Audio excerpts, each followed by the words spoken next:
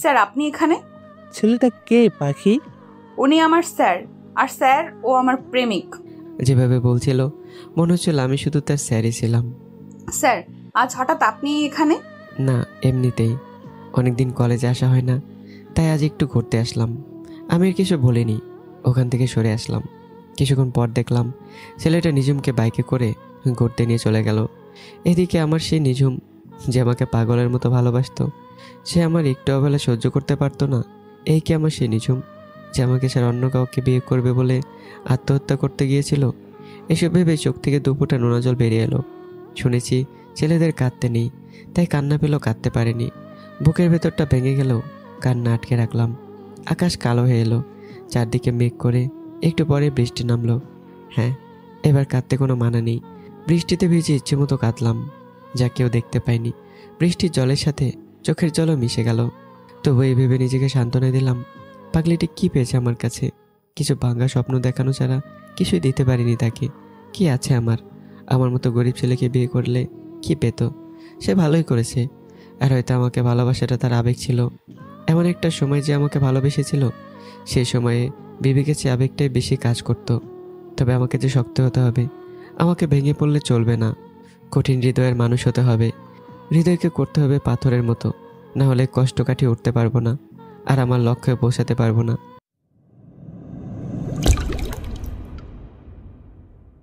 Sir আপনি কি আমার সাথে শারীরিক সম্পর্ক করবেন? আমার বান্ধবীরা তার বয়ফ্রেন্ডের সাথে প্রতি সপ্তাহে হোটেল রুমে গিয়ে শারীরিক সম্পর্ক করে, আমাকে তারা বলে।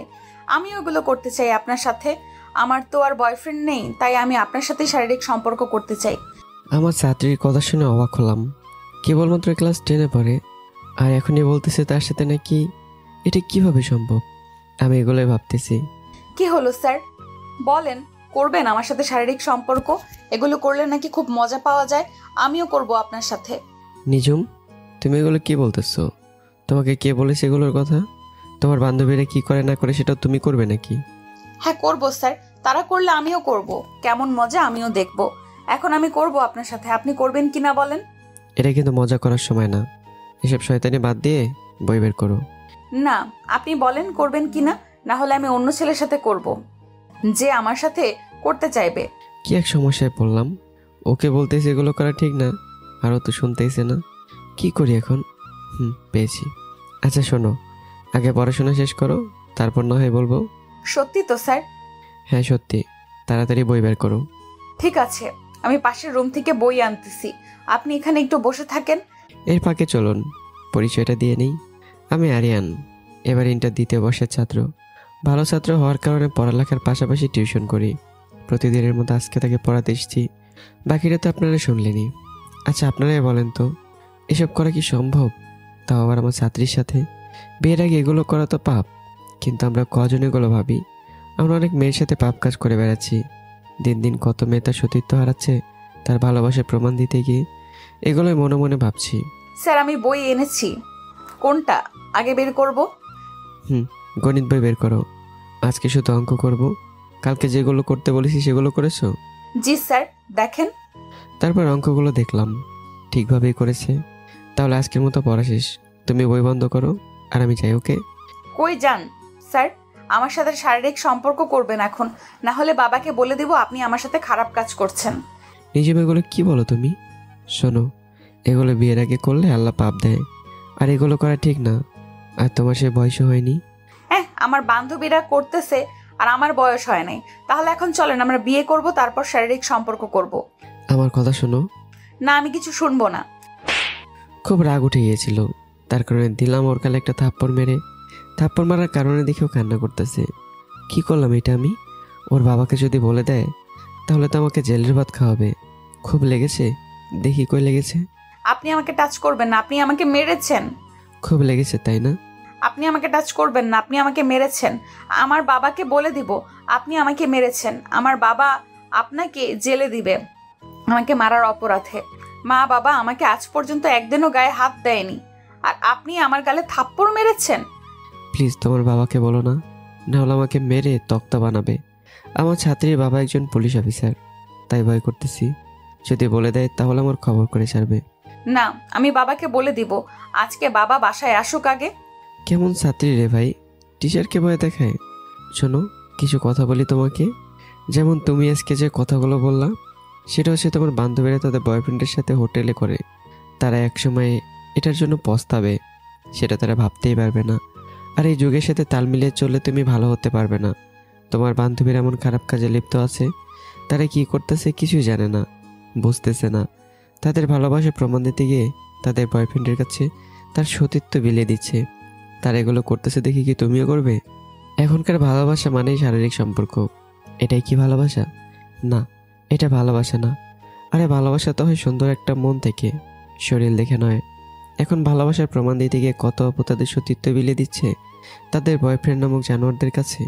তার হিসাব অগণিত। আপুদের উদ্দেশ্যে কিছু বলি, আপুরা কবে তোমরা চালাক হবে? কোথায় লেখা আছে যে ভালোবাসার প্রমাণ দিতে হবে নিজের সতীত্ব দিয়ে? বয়ফ্রেন্ড ভালোবাসার প্রমাণ চাচ্ছে, তাহলে সতীত্ব বা অন্য কিছু দিয়ে প্রমাণ দাও।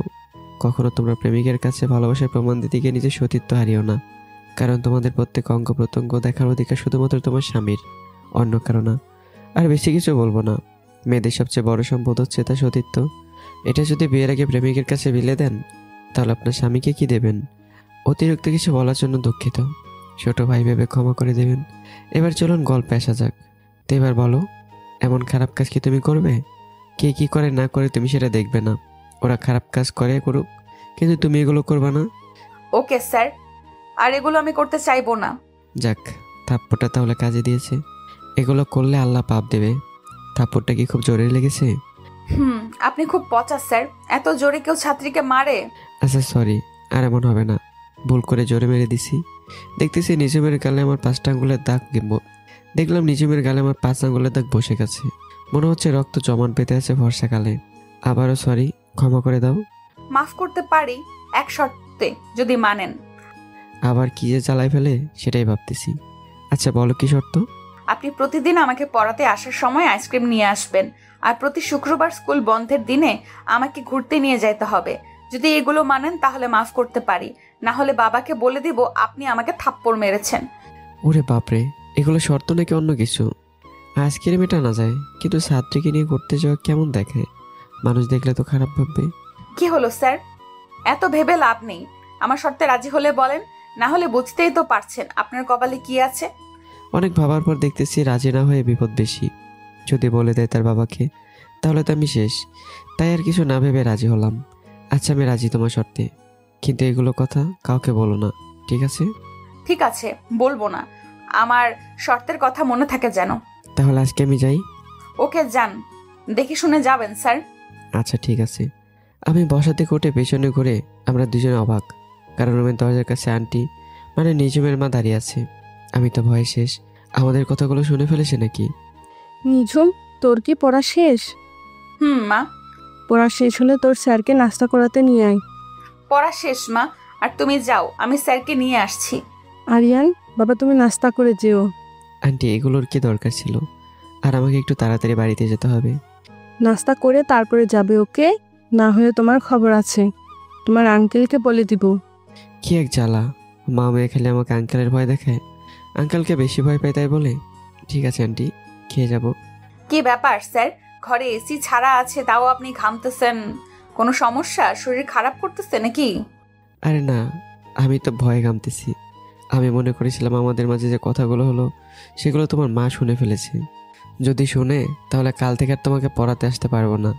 কেন স্যার? তুমি বুঝবে না। ওকে থাকো, আমি গেলাম। আর যেগুলো পড়া দিলাম ঠিকভাবে পড়ো, ওকে? যাবেন মানে? আম্মু কি বললো শোনেননি? আপনাকে নাস্তা করে যেতে, না হলে কিন্তু আম্মু আব্বুকে বলে দিবে। ঠিক আছে চলো, তাড়াতাড়ি নাস্তা করে আমাকে বাড়িতে যেতে হবে। এখানে যতই থাকবো তত আমাকে আরো বিপদে পড়তে হবে। কেন, আপনি কি বিয়ে করেছেন নাকি? আমার জানা মতে তো আপনি বিয়ে করেন নাই। এখানে আবার বিয়ের কথা কোত্থেকে আসলো? আর আমি যদি বিয়ে করি তাহলে তোমাকে সবার আগে দাওয়াত দেবো। কি হলো, একা একাই হাসতেছে কেন? আবার কোথায় হারিয়ে গেলে? কখন থেকে ডাকতেছি, শোনো না? আল্লাহ জানে মাথায় কি চলে ওর। জি স্যার, তো আপনার বাড়িতে তো বউও নাই, যদি থাকতো তাহলে কথা ছিল। আর আপনার বাসায় যাওয়ার এত তাড়া কিসের? তুমি বুঝবা না। যদি বোঝায় বলেন তাহলে সব বুঝবো স্যার। আন্টির হাক ডাক শুনতে পেলাম। এই নিঝুম, তোর স্যারকে নিয়ে আয়। আসতেছি মা, একটু দাঁড়াও। একটা অঙ্ক বুঝে নেই, অঙ্কটা বুঝতেছি না। কত বড় মিথ্যুক দেখছেন? ঠিক আছে, তাড়াতাড়ি নিচে আয়। কি ব্যাপার? আগে জানতাম তুমি খুব দুষ্ট, কিন্তু এখন দেখতেছি বিনা কারণে মিথ্যা কথা বলো। কই স্যার, আমি মিথ্যা বললাম? কেন আন্টি কি এখন বললে যে অঙ্ক বুঝে নিচ্ছ? কিন্তু আমরা তো বসে গল্প করছি। স্যার, আপনি একটু বেশি বলেন কেন? আর কোনো কথা না, চলেন নাস্তা করতে, মা ডাকতেছে। দুজনেই 2 তলা থেকে নিচে নামলাম। বাবা আরিয়ান, এখানে বসো। যেখানে আন্টি বসতে বলে সেখানে বসলাম। আর আমার সামনে চেয়ারে বসেছে নিজুম, ঠিক আমার সোজাসুজি হয়ে। ওর দিকে তাকাতে আমাকে অবাক করে দিয়ে চোখ টিপি দিয়ে আসতেছে। কি আজব মেয়ে, সেও মরবে আমাকেও মারবে। স্যারের সাথে কেমন মজা করে। তো বাবা নাস্তা করবে না, ভাত খাবে? ভাত খাবো না, এখন শুধু নাস্তা দিন আন্টি, বাসায় গিয়ে ভাত খাবো। নাস্তা? না মা, স্যারকে ভাত দাও, আজকে প্রথম আমাদের বাসায় খাচ্ছে। এই মেয়ে মনে হয় আজ আমাকে মেরে ফেলার প্ল্যান করতেছে। যত তাড়াতাড়ি এই বাড়ি থেকে বেরোতে যাচ্ছি, কিন্তু এই মেয়ের জ্বালায় যেতেই পারছি না। না আন্টি, আমি কথা শেষ না করতেই দেখতে পেলাম আমার প্লেটে ভাত তরকারি দিয়ে দিয়েছে। কি আর করার, খেতে তো হবেই। দেখতেছি প্লেটে আমার সবচেয়ে প্রিয় খাবারগুলো দিয়েছে, যেগুলো হলে আর আমার কিছুই চাই না। মনে হচ্ছে আমি এবারই জামাই, যেভাবে আদর যত্ন করে খাওয়াচ্ছে। খাওয়া শুরু করলাম, কিন্তু বিপদ ঘটলো তখন, যখন খাওয়া শেষের পথে আমার গায়ে কিসে যেন গোতা লাগতেছে। আমি ব্যথা পেয়ে হাঁক করে উঠলাম। কি হয়েছে বাবা, এমন করতেছো কেন? কিছু না আন্টি, যদি বলি তাহলে তো লজ্জায় পড়ে যাব। নিজের দিকে তাকিয়ে দেখি সে মিটিমিটি করে আসতেছে। এখন বুঝতে পারলাম এটা ওর কাজ। ওকে খাও বাবা। খাওয়া দাওয়া শেষ করে আন্টির কাছ থেকে বিদায় নিয়ে যখন গেট দিয়ে বাইরে হবো, তখন পেছন থেকে নিঝুম ডাক দিল। স্যার, মনে আছে তো আমার শর্তের কথা? কালকে থেকে যেন পালন করেন। হ্যাঁ মনে আছে। ঠিক আছে, এইবার যান, আর কালকে একটু তাড়াতাড়ি আসবেন আইসক্রিম নিয়ে। ওকে। তারপর রাস্তা দিয়ে হেঁটে হেঁটে বাসায় যাচ্ছি। আমার ছাত্রীর বাসা থেকে আমার বাসা 10 থেকে 15 মিনিটের রাস্তা, তাই হেঁটে যাচ্ছি। হাঁটতে হাঁটতে বাড়িতে চলে এসেছি। কি রে বাবা, আজকে আসতে এত দেরি হলো যে? আর বলো না মা, আমার ছাত্রীর মা না খেয়ে ছাড়ছিলই না, তাই খেয়ে আসলাম, তাই দেরি হলো। ও আচ্ছা। মা তাহলে আমি রুমে যাচ্ছি, একটু রেস্ট নেব। ওকে, যা তাহলে। কি খাবি তুই বাবা? না মা, কিছু খাবো না। আমি রুমে এসে বিছানায় শরীর টেলিয়ে দিলাম। সন্ধ্যা 7টার দিকে ঘুম থেকে উঠলাম। ঘুম থেকে উঠে অবাক, কারণ সন্ধ্যা 7টা বাজতেছে, কিন্তু কেউ আমাকে ডাকেনি। তাই আম্মুকে ডাক দিলাম। মা, ও মা, কোথায় তুমি? আমি রান্নাঘরে। কেন, কি হয়েছে? আমি আম্মুর কাছে গেলাম। তুমি আমাকে আজকে ঘুম থেকে ডাকুনি কেন? এমনি। আর আমি মনে করেছিলাম টিউশন করে এসে তুই টায়ার্ড হয়েছিস, তাই ডাকি নাই। ঠিক আছে, এখন খেতে দাও, খুব ক্ষুধা পেয়েছে। ঠিক আছে, তুই গিয়ে টেবিলে বস, আমি তোকে খাবার দিচ্ছি। ওকে, তাড়াতাড়ি করো। মা আমাকে খাবার দিল। খেয়ে আবার রুমে চলে আসলাম। ভাবলাম অনেকদিন থেকে ফেসবুকে ঢোকা হয় না, একটু ফেসবুক থেকে ঘুরে আসি। ফেসবুকে ঢুকে ঘাটাঘাটি করতেছি। একটা অচেনা নাম্বার থেকে কেন যেন ফোন দিয়েছে। ভাবতেছি এটা আবার কে, কি করবো আমি। আমি আবার অচেনা নাম্বার থেকে ফোন আসলে তেমন একটা ধরি না বলে ভুল হবে, খুব কম ধরি। কয়েকবার কল দেওয়ার পর ধরলাম। কল রিসিভ করার সাথে সাথে একটা মেয়ে মিষ্টি কণ্ঠে বলে উঠলো, আসসালামু আলাইকুম, কেমন আছেন? ওয়ালাইকুম আসসালাম। আলহামদুলিল্লাহ, কিন্তু আপনি কে? আপনাকে তো চিনলাম না। আপনি আমাকে জিজ্ঞেস করবেন না আমি কেমন আছি? আমি অচেনা মানুষকে জিজ্ঞাসা করি না, আর মেয়েদেরকে তো একবারও না। তো এবার বলেন, কে আপনি, আর আমাকে ফোন দিয়েছেন কেন? আপনাকে ফোন দিয়েছি আপনার সাথে প্রেম করার জন্য। আপনি আমার সাথে প্রেম করবেন? আরে আজব মানুষ তো আপনি, চেনা নেই জানা নেই বলতেছেন প্রেম করবেন। আপনার পরিচয় দেন, না হলে আমি ফোন রাখলাম। আপনার সাথে প্রেম করার শখ নেই। না, ফোন রাখবেন না, আমি পরিচয় দিচ্ছি। আমি আপনার ছাত্রী নিঝুম। কি ছাত্রী ভাই আমার? আমাকে আমার বাসায় ভালোভাবে থাকতে দেবে না? এত দুষ্ট হলে হয়? কপাল খারাপ হলে যা হয় আর কি। কি হলো স্যার, কথা বলেন না কেন? কোথায় হারিয়ে গেলেন? আমার কথা শুনে ভয় পেলেন নাকি? হ্যাঁ বলো, আর তোমাকে ভয় পাবো কেন? ভয় না পেলে কথা বলেন না কেন? বলতেছি তুমি তো সেই অন্য একটা নাম্বার দিয়ে ফোন দিলে, এখন আবার আরেকটা, এটা কার? এটা আম্মুর নাম্বার। সেদিন যেটা দিয়ে ফোন দিয়েছিলাম ওটা আমার নাম্বার। ও, কালকের কথা মনে আছে তো? কিসের কথা? আমার মনে আছে ও কিসের কথা বলতেছে। ওকে রাগানোর জন্য এমনটা বললাম। কেন, আমার শর্তের কথা ভুলে গেলেন? কিসের শর্ত, আর কি বলার কথা বলতেছো? ঠিক আছে, কালকে খালি আপনি আমাদের বাড়িতে আসেন, তারপর দেখতে পারবেন। এবার মনে হয় খুব রেগে গেছে। নিজম শোনো, এই যা, ফোনটাই কেটে দিল। সত্যি বলার জন্য আমি আবারও কয়েকবার ফোন দিলাম, কিন্তু ফোন বারবার বন্ধ বলতেছে। মজা করতে গিয়ে ঝামেলা ফেললাম নাকি আবার? কালকে আমার কপালে শনি মঙ্গল দুইটাই আছে, এটা আমি শিওর। আল্লাহ কালকে আমাকে বাঁচায়ও। আমি আর কিছু না ভেবে ফোনটা রেখে ঘুমিয়ে গেলাম। সকালে ঠিক 7টার সময় উঠলাম, কারণ ফোনে অ্যালার্ম দেওয়া ছিল। আর এত তাড়াতাড়ি ঘুম থেকে ওঠার কারণ হচ্ছে নিজুমকে পড়াতে যেতে হবে। আগে থেকে সন্ধ্যার দিকে পড়াতে যেতাম, আর এখন সকালে পড়াতে হবে। আপনাদের সাথে কথা বলতে বলতে 7:30 বেজে গেছে। তাড়াতাড়ি ফ্রেশ হয়ে নাস্তা করতে আসলাম। মা, নাস্তা দাও, দেরি হয়ে যাচ্ছে। বস, আর এত তাড়া কিসের? টিউশনি করাতে যেতে হবে। ও, কিন্তু আসতে তো খা, গলায় আটকে যাবে। কিছু হবে না। আমি তাড়াতাড়ি নাস্তা করে মাকে বলে বেরিয়ে পড়লাম। মা, আমি গেলাম। ঠিক আছে বাবা, দেখে শুনে যাস। ঠিক আছে মা। কিছুক্ষণ রাস্তায় দাঁড়িয়ে থাকলাম রিক্সার জন্য। দেখতেছি একটা রিক্সা আসতেছে না। হাত ঘড়িতে টাইম দেখতেছি 7:45, আর মাত্র 15 মিনিট আছে। তাই হাঁটাই ধরলাম। কিছু দূর যেতে একটা আইসক্রিমের দোকান দেখতে পেলাম। 2টা আইসক্রিম নিলাম। না নিলে আমাকে কী করবে আল্লাহ ভালো জানে। তার উপর কাল রাতে দেওয়া হুমকির ভয়ে আছি। আইসক্রিম নিয়ে রাগ ভাঙাতেই হবে। আর এর মধ্যে একটা রিক্সাও পেয়ে গেলাম, আর নিজমদের বাসার সামনে চলে এলাম। বাসার সামনে এসে মনে পড়লো গতকাল ফোনে মজা করতে গিয়ে রাগিয়ে দিছি। আজ আমার কী হবে তা নিয়ে ভাবনায় পড়লাম। যা হবার হবে, পড়াতে তো হবে। মনে শক্তি নিয়ে দরজার সামনে গিয়ে কলিং বেল দিতেই সাথে সাথে দরজা খুলে গেল। আর দরজার সামনে দাঁড়িয়ে আছে নিজুম। আমি ওর দিকে তাকিয়ে অবাক হয়ে গেছি। নিজুম শাড়ি পরেছে, তাও আবার নীল শাড়ি। নীল রঙ আমার সবচেয়ে প্রিয়। তার উপর হালকা মেকআপও করেছে, ঠোঁটে হালকা লাল লিপস্টিক। মনে খটকা লাগলো, ও হঠাৎ আজকে শাড়ি পরেছে কেন? আগে তো কোনোদিন শাড়ি পরতে দেখিনি। কি দেখেন স্যার, হা করে? মুখে মশা ঢুকবে তো, মুখ বন্ধ করেন। পরি দেখি। নীল পরি? কি বলতেছে আমি নিজেও জানি না। আপনি এখানে পড়ি কোথায় পেলেন? আমি আর আপনি ছাড়া তো এখানে আর কেউ নেই। আপনি পাগল হলেন নাকি স্যার? ওর কথা আমার ধ্যান ভাঙলো। আমি কাকে গিয়ে বলতেছি? এটা আমি কি বললাম? স্যার, আপনি এখানে দাঁড়িয়ে থেকে পড়ে দেখবেন নাকি ভেতরে আসবেন? ও সরি, চলো ভিতরে যাই। তাড়াতাড়ি কেটে পড়াই ভালো, না হলে এখানে আমাকে দাঁড় করিয়ে রেখে শুধু প্রশ্নই করবে। ঠিক আছে স্যার, আসুন। স্যার, আপনি পড়ার রুমে গিয়ে বসেন, আমি একটু পরে আসতেছি। ঠিক আছে যাও, আর তাড়াতাড়ি এসো। নিজম কোথাও যেন গেল, আর আমি পড়ার রুমে গিয়ে একটা চেয়ার টেনে বসলাম। পকেটে দেখলাম আইসক্রিমগুলো এখনো আছে, ওকে দেওয়া হয়নি। ভাবতেছি পড়তে আসলে দেবো। স্যার, আমাকে কেমন লাগতেছে শাড়ি পরে? আর আমার আইসক্রিম দেন। পড়ার রুমে এসে এক নিঃশ্বাসে বলে দিল কথাগুলো। আইসক্রিম তো আমি আনিনি, আমার মনে ছিল না। কি? আপনি আইসক্রিম আনেন নাই? আমার শর্তের কথা মনে ছিল না? আমার শর্ত না মানলে কিন্তু বাবাকে বলে দিব আপনি আমাকে থাপ্পড় মেরেছেন। না, আর মিথ্যা বলা যাবে না। দেখতেছি পানি অনেক দূরে চলে যাচ্ছে, পরে আমি নিজেই ভেসে যাব। তাই তাকে দিয়ে দিলাম আইসক্রিম। স্যার, এত মিথ্যা বলেন কেন আপনি? আপনি আইসক্রিম এনেছেন, তাও বলতেছেন আনেন নাই। আপনি আমাকে রাগালেন কেন? তুমি কি জানো রাগলে তোমাকে কত কিউট দেখায়? একটু পাম দিলাম। শুনেছি মেয়েদের প্রশংসা করলে মেয়েরা লুচির মতো ফুলে। রাগ ভাঙানোর ফর্মুলা হিসেবে একটু চেষ্টা করলাম, এই আর কি। বাস্তবে এমন কিছুই করিনি, কারণ এমন সুযোগ হয়নি কখনো।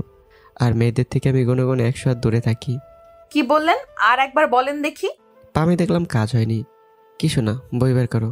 আর আন্টিকে দেখতেছি না, কোথাও গেছে নাকি? আম্মু আজকে বাসায় নাই। কোথায় গেছে? খালার বাসায়, খালাকে দেখতে বিকালে আসবে। ও, তো স্যার বলেন না, আমাকে কেমন লাগছে শাড়ি পরে? ভালো। শুধু ভালো? না, অনেক ভালো। ভাবতেছি আজ আর পড়াবো না, কারণ ওর মতিগতি ভালো ঠেকছে না। বাসায় কেউ নেই, শুধু আমি আর ও। খারাপ কিছু হতে পারে, বলা তো যায় না। শয়তান তো আমার পিছনে আঠার মতো লেগে থাকে। কখন মতিগতি পাল্টে যায় বলা যায় না। আগে ভাগে এখান থেকে কেটে পড়তে হবে। কি ভাবতেছেন স্যার? কিছু না, শোনো, আজকে তোমাকে পড়াতে পারবো না। কেন স্যার? আমার একটা জরুরি কাজের কথা মনে পড়েছে, আমাকে সেখানে যেতে হবে। আমি তাহলে আজ আসি। না, আপনি যেতে পারবেন না। আমি আপনার জন্য আজকে খালার বাসায় যাইনি, আবার আপনার জন্য শাড়ি পরলাম, আর আপনি চলে যেতে চাচ্ছেন? আর হ্যাঁ, আপনি যদি এখান থেকে এক পা সামনে বাড়ান তাহলে কিন্তু খুব খারাপ হবে। কেমন জ্বালায় পড়লাম, যেভাবে রেগে গেছে মনে হচ্ছে সত্যি হাত পা ভেঙে দেবে। যে কোনটি মেয়ে! আরে শোনো, আমাকে যেতে হবে, তুমি বোঝার চেষ্টা করো। খুব জরুরি কাজ। আমাকে ফোন করলেই তো আর আসতাম না আজকে তোমাকে পড়াতে। আর আমি কি তোমাকে শাড়ি পরতে বলেছি? না, কিন্তু আমি পরছি। আপনার পছন্দের রং নীল, তাই শাড়ি পরছি। তুমি আমার জন্য কেন শাড়ি পরবে? কারণ কারণ কি বলো? আটকে গেলে কেন? না, কিছু না।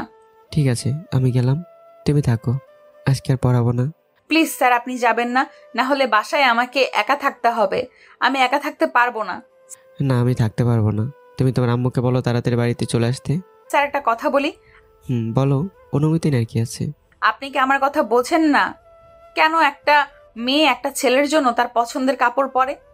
না, আমি কিছু বুঝি না। ওকে বোঝাতে যাচ্ছে সম্পূর্ণ আমি বুঝতে পারছি। আমি তো আর নাদান বাচ্চা নই যে ফিডার খাই, যে বুঝতে পারবো না। কিন্তু ও যা বোঝাতে চাচ্ছে তা আমার পক্ষে সম্ভব নয়। সত্যি কি বোঝেন না আপনি? আমি কি বোঝাতে চাচ্ছি নাকি বুঝেও না বোঝার ভান করতেছেন? আরে না, তুমি কি বলতেছো আমি কিছুই বুঝতেছি না। সোজাসুজি বলো কি বলতে চাও। ঠিক আছে বলতেছি। আমি কি বলো? আমাকে তাড়াতাড়ি যেতে হবে। আমি আপনাকে ভালোবাসি স্যার। এটা শোনারই বাকি ছিল। কবে থেকে? সেই প্রথম দিন থেকে, যেদিন আপনি আমাকে প্রথম পড়াতে আসেন। আচ্ছা আগে বলো তুমি কোন ক্লাসে পড়ো? কেন, আপনি তো জানেন। জানি, তারপরেও তুমি বলো। কেন, দশম শ্রেণীতে। আচ্ছা ভালোবাসা মানে বোঝো? কেন, আপনি আমাকে ভালোবাসবেন আর আমি আপনাকে ভালোবাসবো, এটাই তো ভালোবাসা। না, এটা ভালোবাসা না। এটা তোমার ভালো লাগা, ভালোবাসা নয়। ভালোবাসা তৈরি হয় একটি সুন্দর মন থেকে। আর ভালো লাগা কিছুদিনের জন্য। আর এখন তুমি ছোট, এগুলো করা ভালো না।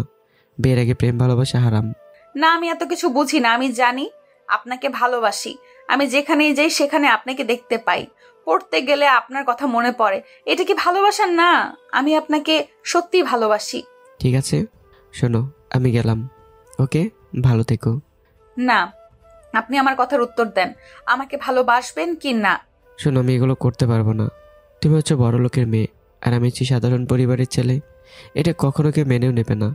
আমার সামনে এসএসসি পরীক্ষা, আর তোমারও এসএসসি। তাই এগুলো চিন্তা বাদ দিয়ে পড়ালেখায় মন দাও। না, আমি অত কিছু জানি না। আপনি যদি আমাকে ভালো না বাসেন তাহলে আমি নিজের ক্ষতি করব বলে দিলাম। দেখতেছি নিজম তার লিমিট ক্রস করতেছে। এত বোঝাচ্ছি কিন্তু বুঝতেই যাচ্ছে না।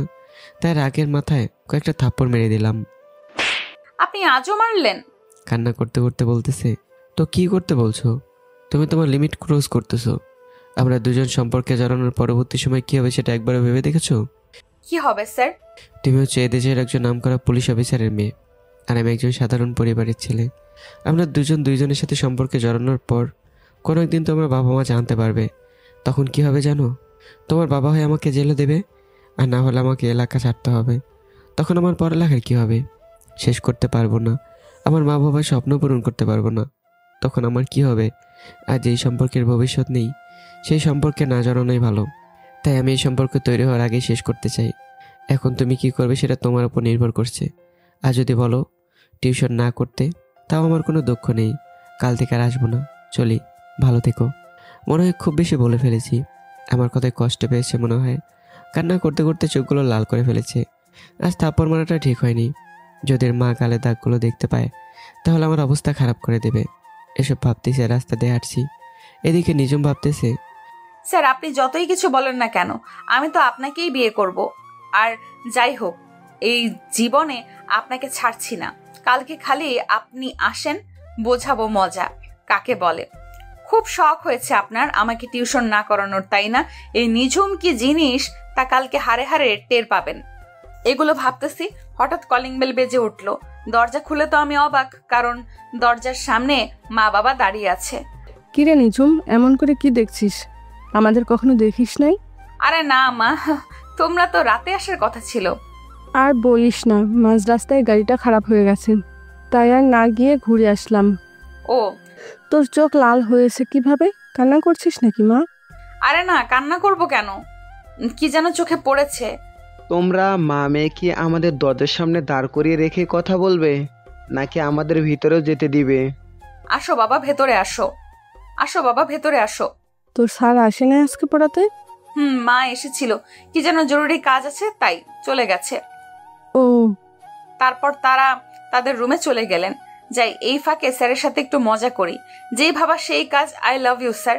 এখন আপনি কোথায় আছেন? বাসায় পৌঁছেছেন নাকি রাস্তায়? মেসেজের টুংটাং শব্দে মোবাইলটা পকেট থেকে হাতে নিলাম। মেসেজ দেখে তো আমি অবাক।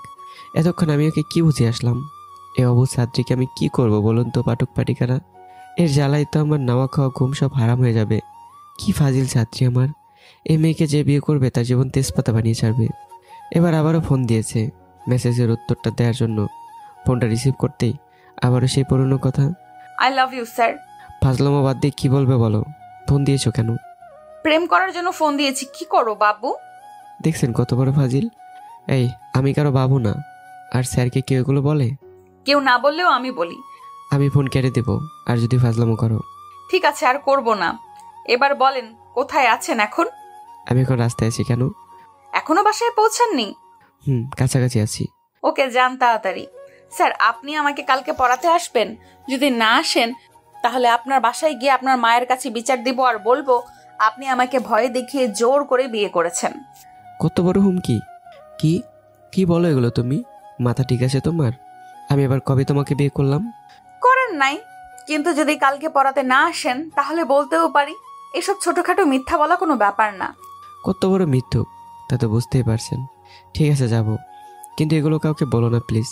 তোমার একটা মিথ্যা কথা আমার জীবন চলে যাবে, তোমার বাবার গুলি খেয়ে। ঠিক আছে, কালকে তাড়াতাড়ি আসবেন আর আমার জন্য আইসক্রিম আনবেন। ওকে, পুরো আইসক্রিমের দোকান নিয়ে যাব। তবুও মিথ্যা বলো না।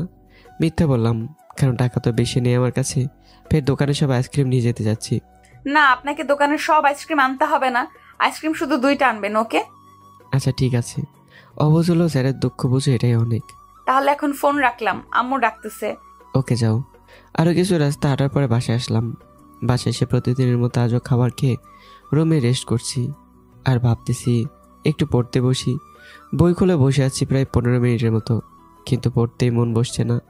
অনেক দিন ধরে বই নিয়ে পড়তে বসিনি, তাই কি আর করার। বই পড়া বাদ দিয়ে ভাবতেছি একটু ঘুমানো দরকার। পরে তো মন না বসলে তো আর গল্প পড়া হবে না। এসব ভাবতেই ঘুমিয়ে গেছি। ঘুম থেকে উঠলাম আম্মুর ডাকে। গোসল করে নামাজ পড়তে যা। মা কখন আজান দিয়েছে?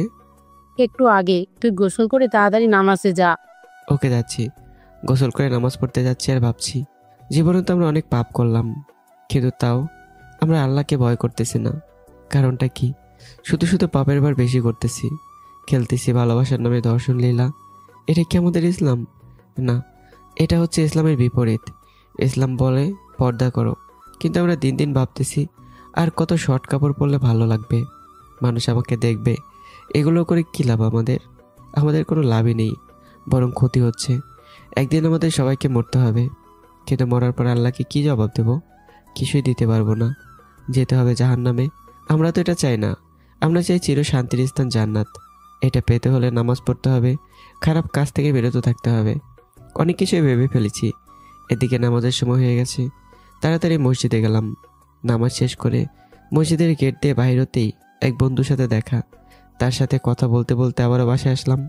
মা, খেতে দাও, ক্ষুধা লেগেছে। ওকে বস, আমি খাবার নিয়ে আসছি। খাবার খেয়ে আবারও রুমে আসলাম। ভাবলাম একটু ফেসবুক থেকে ঘুরে আসি। ডাটা অন করার সাথে সাথে অনেকগুলো নোটিফিকেশন আসলো। সাথে দেখি একটা ফ্রেন্ড রিকোয়েস্টও আসছে একটা মেয়ের আইডি থেকে। অ্যাকসেপ্ট করবো কি করবো না ভাবতেছি। আগেই বলেছি মেয়েদের কাছ থেকে গুনে গুনে 100 দূরে থাকি। ও আইডি থেকেও মেসেজ দিয়েছে। মেসেজগুলো এমন ছিল, আসসালামু আলাইকুম। ওই হ্যালো, কথা বলেন না কেন? আরে আপনার এত ভাব কেন? হ্যাঁ, আপনি গল্প লিখেন বলে কি এত ভাব দেখাতে হবে? আর অনেক কিছু লিখেছে। সেগুলো বলে আপনাদের সামনে মানি জুতের ফালুদা বানাতে চাই না। অনেক কিছুই বলেছে, তাই উত্তর দিলাম, ওয়ালাইকুম আসসালাম। কে আপনি? সাথে সাথে রিপ্লাই দিল, কেমন আছেন? আর আপনার এত বাপ কেন? আলহামদুলিল্লাহ ভালো। আমি এবার কখন আপনাকে ভাব দেখালাম? আমি মেসেজ দিয়েছি গতকালকে আর মেসেজের রিপ্লাই দিচ্ছেন আজকে। আমার ফ্রেন্ড রিকোয়েস্টটা অ্যাকসেপ্ট করবেন একটু? ও, আমি ফেসবুকে গতকাল আসিনি, তাই উত্তর দেওয়া হয়নি। একটু দাঁড়ান, রিকোয়েস্ট অ্যাকসেপ্ট করতেছি। তাড়াতাড়ি অ্যাকসেপ্ট করুন। আর হ্যাঁ, বসে আছি, কষ্ট করে দাঁড়াতে পারবো না। এই মেয়ে তো দেখি ফাজিলের ফাজিল, আমার চেয়ে 3 ধাপ এগিয়ে আছে। রিকোয়েস্ট অ্যাকসেপ্ট করলাম। কিছুক্ষণ পর আবার সে আইডি থেকে মেসেজ আসছে, ধন্যবাদ আপনাকে রিকোয়েস্ট অ্যাকসেপ্ট করার জন্য। It's okay. তা কি করেন এখন? এই তো আপনার সাথে কথা বলতেছি। আপনি? আমিও বসে আছি এবং আপনার সাথে চ্যাট করি। এভাবে কুশল বিনিময় সহ আরও অনেক কথাই হলো সে মেয়েটার সাথে। তার সাথে ভালো একটা সম্পর্কও হলো। আপনারা আবার অন্য কিছু ভাববেন না। বিকেল হয়ে গেছে, তো ওই মেয়েকে বললাম, ওকে বাই, ভালো থাকবেন। কেন, খুব ব্যস্ত নাকি? না, এমনি ভালো লাগছে না। আমার তো আপনার সাথে কথা বলতে ভালোই লাগছে। তোর ভালো লাগলো হইব সেমজি, আমার ভালো লাগছে না। মনে মনে বললাম, পরে কথা হবে বাই। এই বলে ফেসবুক থেকে বের হয়ে ডাটা অফ করে দিলাম। এখন বিকেলবেলা, তাই একটু খেলতে বাইরে গেলাম। আমার বাড়ির সামনে বিশাল বড় মাঠ আছে, সেখানে প্রতিদিন খেলা হয়। মাঝে মধ্যে বিকেলে খেলা দেখতে যাই। আজ খেলা পারি না বলে কত দুঃখ। খেলা দেখে মাগরিবের নামাজ পড়ে আবার বাসায় আসলাম। হারিয়ান, তুই আর পড়তে বসবি না কেন? কলেজ বন্ধ হওয়ার পর থেকে তো একদিনও পড়তে বসিস নাই, তাই এখন গিয়ে পড়তে বস। সোজা রুমে চলে আসলাম। কিছু বললাম না, কারণ কলেজ বন্ধ হওয়ার পর থেকে আর পড়তেই বসি না। তাই আবার বই খুলে বসে আছি। পড়তে মন নেই, শুধু বই খুলে বসে আছি, না হলে মা আবার বকা দেবে। তারপর এশার আজান দিল, মসজিদে যাচ্ছি নামাজ পড়তে।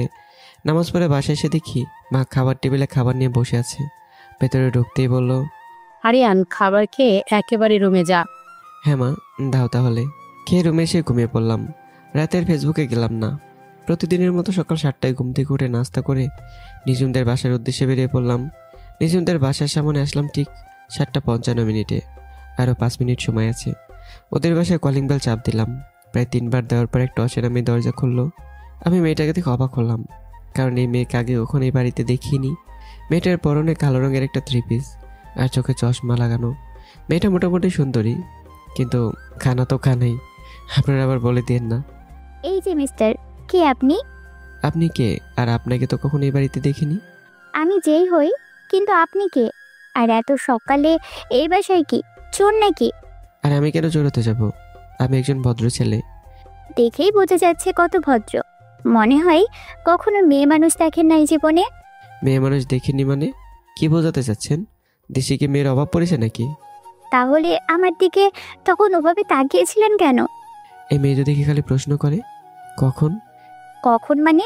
একটু আগে। কি হয়েছে রে আপু, কার সাথে এত সকালে ঝগড়া করতেছিস? দেখ তো নিঝুম, ছেলেটা কে? দেখে তো মনে হয় চোর হবে। কি মেরে ভাই, ভালো মানুষকে চোর বলে? কোথায় দেখি শর্ত আপু। আরে স্যার আপনি? আসসালামু আলাইকুম স্যার। আপু, এটা আমার স্যার, আমাকে প্রাইভেট পড়ায়, আর তুমি তাকে চোর বলতেছো? তোর স্যার? এটা আমাকে আগে বলবি না? আর তোর স্যার তো দেখতেছি খুব লজ্জা। মেয়ে মানুষ দেখলেই লোক সামলাতে পারে না। এখন আবার লুচ্চা বানাই দিছে, বাণিজ্যতের 12টা বাজাই দিছে। চুপ করো তো আপু। মনে হয় নিজেম রাগ করেছে, চোখগুলো লাল হয়ে আছে আর আমার দিকে তাকিয়ে আছে। মনে হচ্ছে আমার অবস্থা খারাপ করে ছাড়বে। আমি ওর দিকে তাকিয়ে ঢোকেল দিছি। স্যার আপনি রুমে আসুন। আমি এর সাথে সাথে পড়ার রুমে চলে আসলাম। নিজম আমার পিছন পিছন আসতেছে। নিজম তার বোনকে বলল, আপু তুমি রুমে যাও, আমি পড়তে বসি, স্যার আসছে। ওকে, যা। কেমন আছো? কথা বলতেছো না কেন? কি হলো নিজম, কেমন আছো বললে না যে? তুমি কি কোনো কারণে রেগে আছো? এই নাও তোমার আইসক্রিম। তবুও কিছু বলতেইছে না। কি হলো, আইসক্রিম নাও, ঠান্ডা হয়ে গেল তো। আইসক্রিম তো ঠান্ডাই, তাড়াতাড়ি নেওয়ার জন্য বললাম। আইসক্রিম নিল, কিন্তু কথা বলতেছে না। বই বের করো। বই না বের করে সে চুপ করে বসে আছে। আমি আবারও জিজ্ঞাসা করলাম, কি হয়েছে? আপনি তো খারাপ কেন? আমি আবার কি করলাম? আপনি আমার বোনের দিকে তাকিয়েছিলেন কেন? আপনাকে ও খারাপ বললো কেন? ও এই কথা?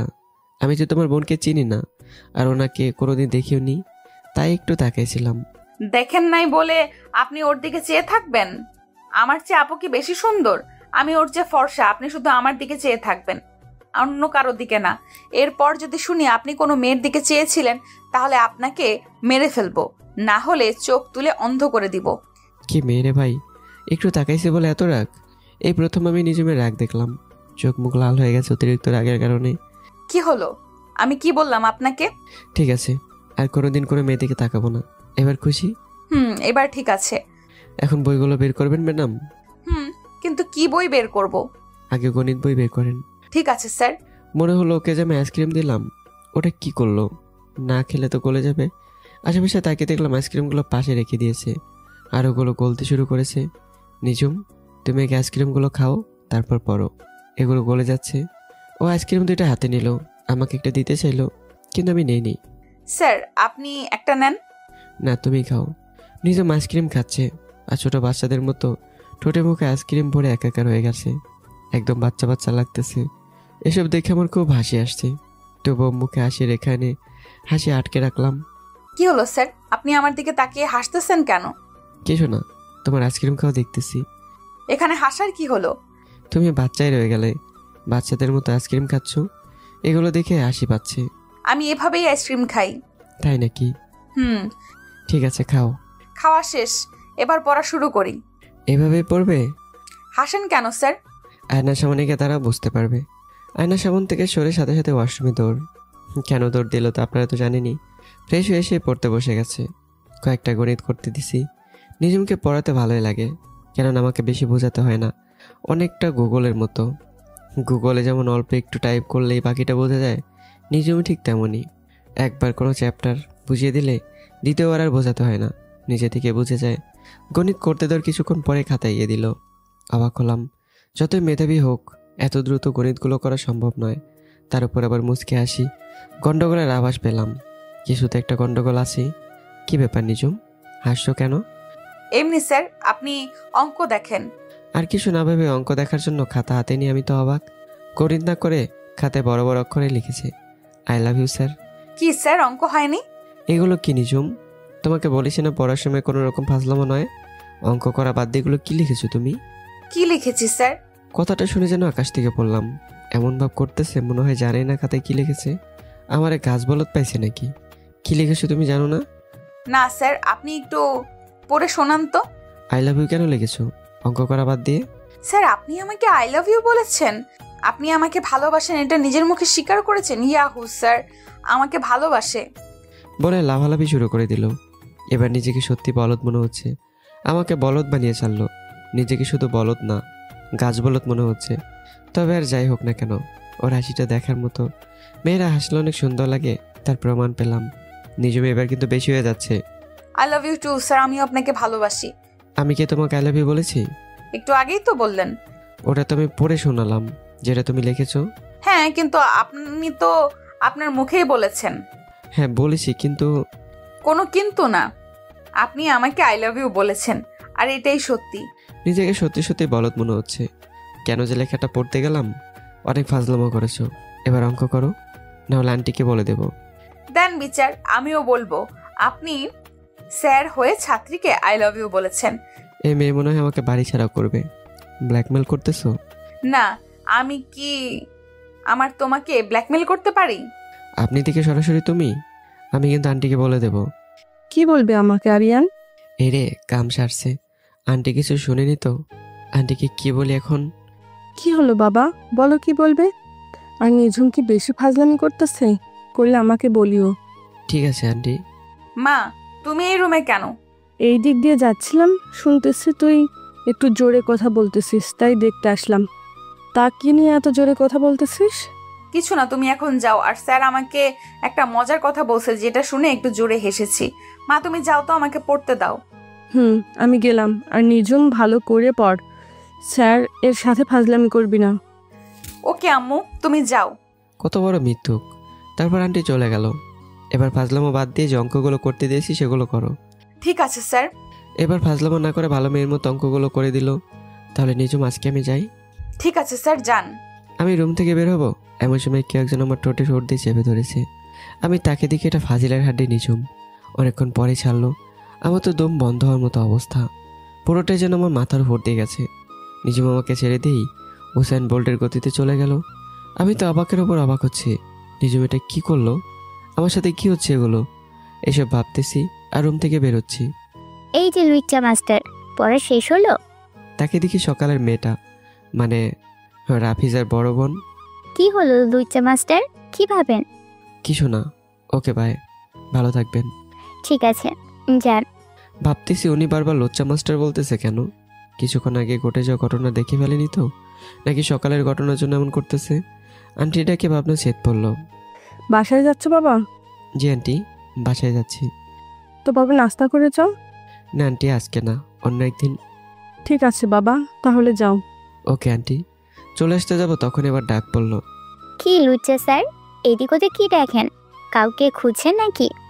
বুঝি না এই মেয়ে গায়ে পড়ে ঝগড়া কেন করে। কাউকে খুঁজতে যাব কেন? আর প্লিজ আপনি আমাকে লুচ্চা বলবেন না।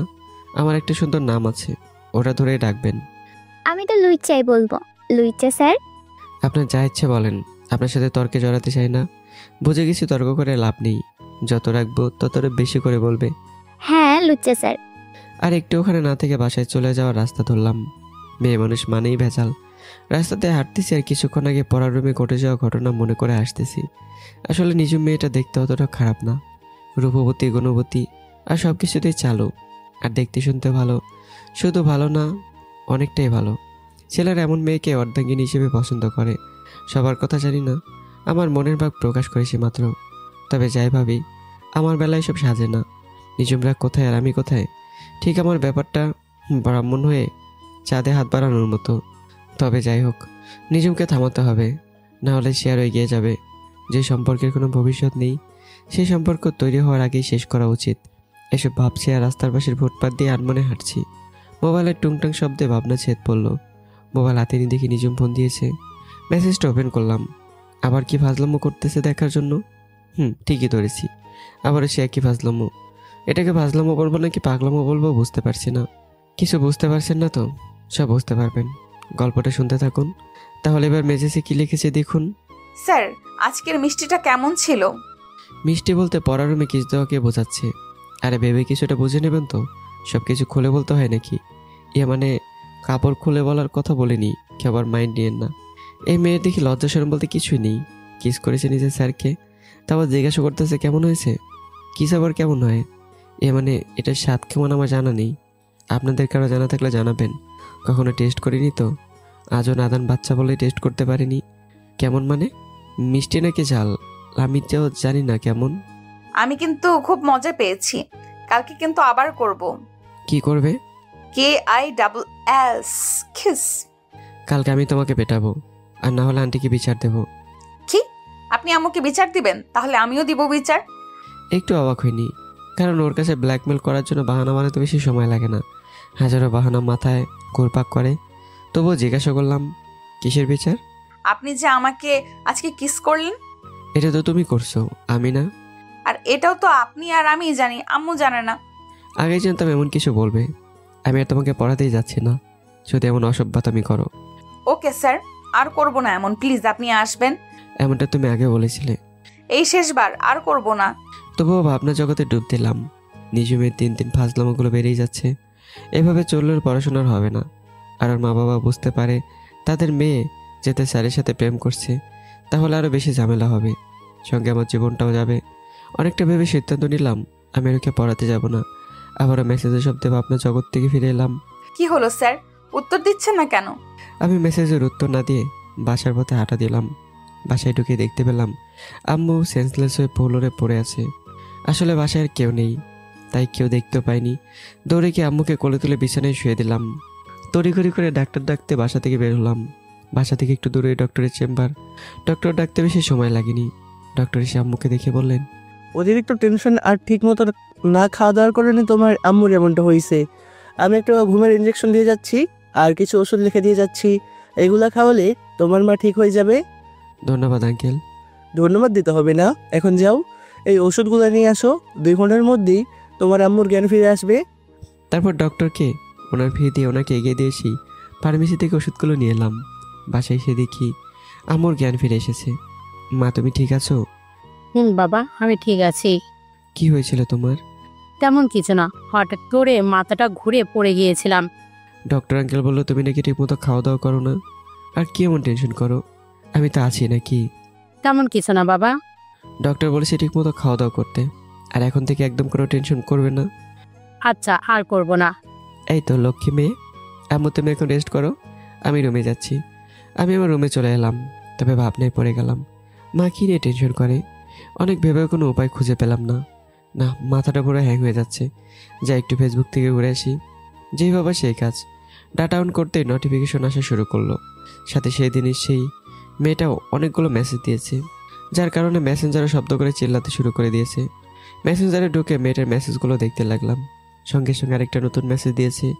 এই মেয়ে মনে হয় সারাদিন অনলাইনেই থাকে। কেমন আছেন? আপনি প্রতিদিন ফেসবুকে আসেন না কেন? আলহামদুলিল্লাহ, তবে অতটাও ভালো না, আবার অতটা খারাপও না। তবে এখন একটু ব্যস্ত আছি, তাই ফেসবুকে অতটা আসা হয় না। ও আচ্ছা, তা সম্পূর্ণ ভালো নাই কেন, তা জানতে পারি? তেমন কিছু না, আম্মু একটু অসুস্থ। ও, আন্টিকে ডাক্তার দেখিয়েছেন? হুম।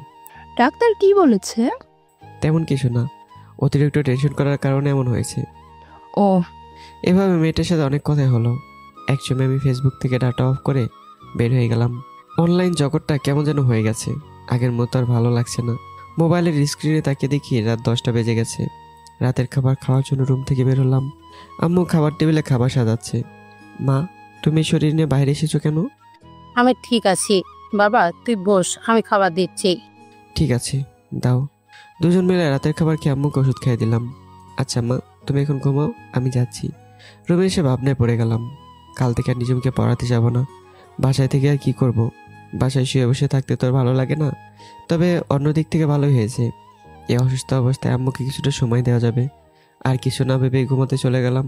ভূমিকম্প হওয়ার কারণে তড়িঘড়ি করে ঘুম থেকে উঠে পড়লাম। কিছুক্ষণ স্থির হয়ে চারদিকে তাকালাম, না, ভূমিকম্পর কোনো আলামতি পেলাম না। সঙ্গে সঙ্গে আবারও শুয়ে পড়লাম। না, চারপাশে হচ্ছে না। ভূমিকম্প তো আমার বিছানার পাশে।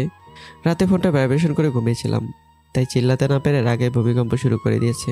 সকাল সকাল ঘুমটা কোন শালায় ভাঙিয়েছে দেখি।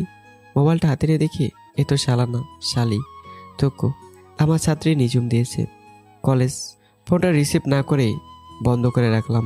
রিসিভ করলে ফাজলামো শুরু করে দেবে, ওকে তো আমি আর পড়াতেই যাচ্ছি না। অন্যদিকে নিজুম ভাবতেছে, কি ব্যাপার, স্যারকে এতগুলো কল দিলাম কিন্তু স্যার ফোন রিসিভ করলো না, মোবাইল বন্ধ করে দিল কেন? নিজুম বারবার কল দিয়ে যাচ্ছে আর প্রত্যেকবারই মোবাইল বন্ধ বলতেছে। কি ব্যাপার নিঝুম, এত ঝটপট করতেছিস কেন? মনে হচ্ছে খুব টেনশনে আছিস। আর বলো না আপু, স্যার আজকে পড়াতে আসে নাই। ফোন দিচ্ছি কিন্তু মোবাইল বন্ধ বলছে। তো কি হয়েছে? মনে হয় কোনো সমস্যা হয়েছে, তাই আজকে পড়াতে আসেনি।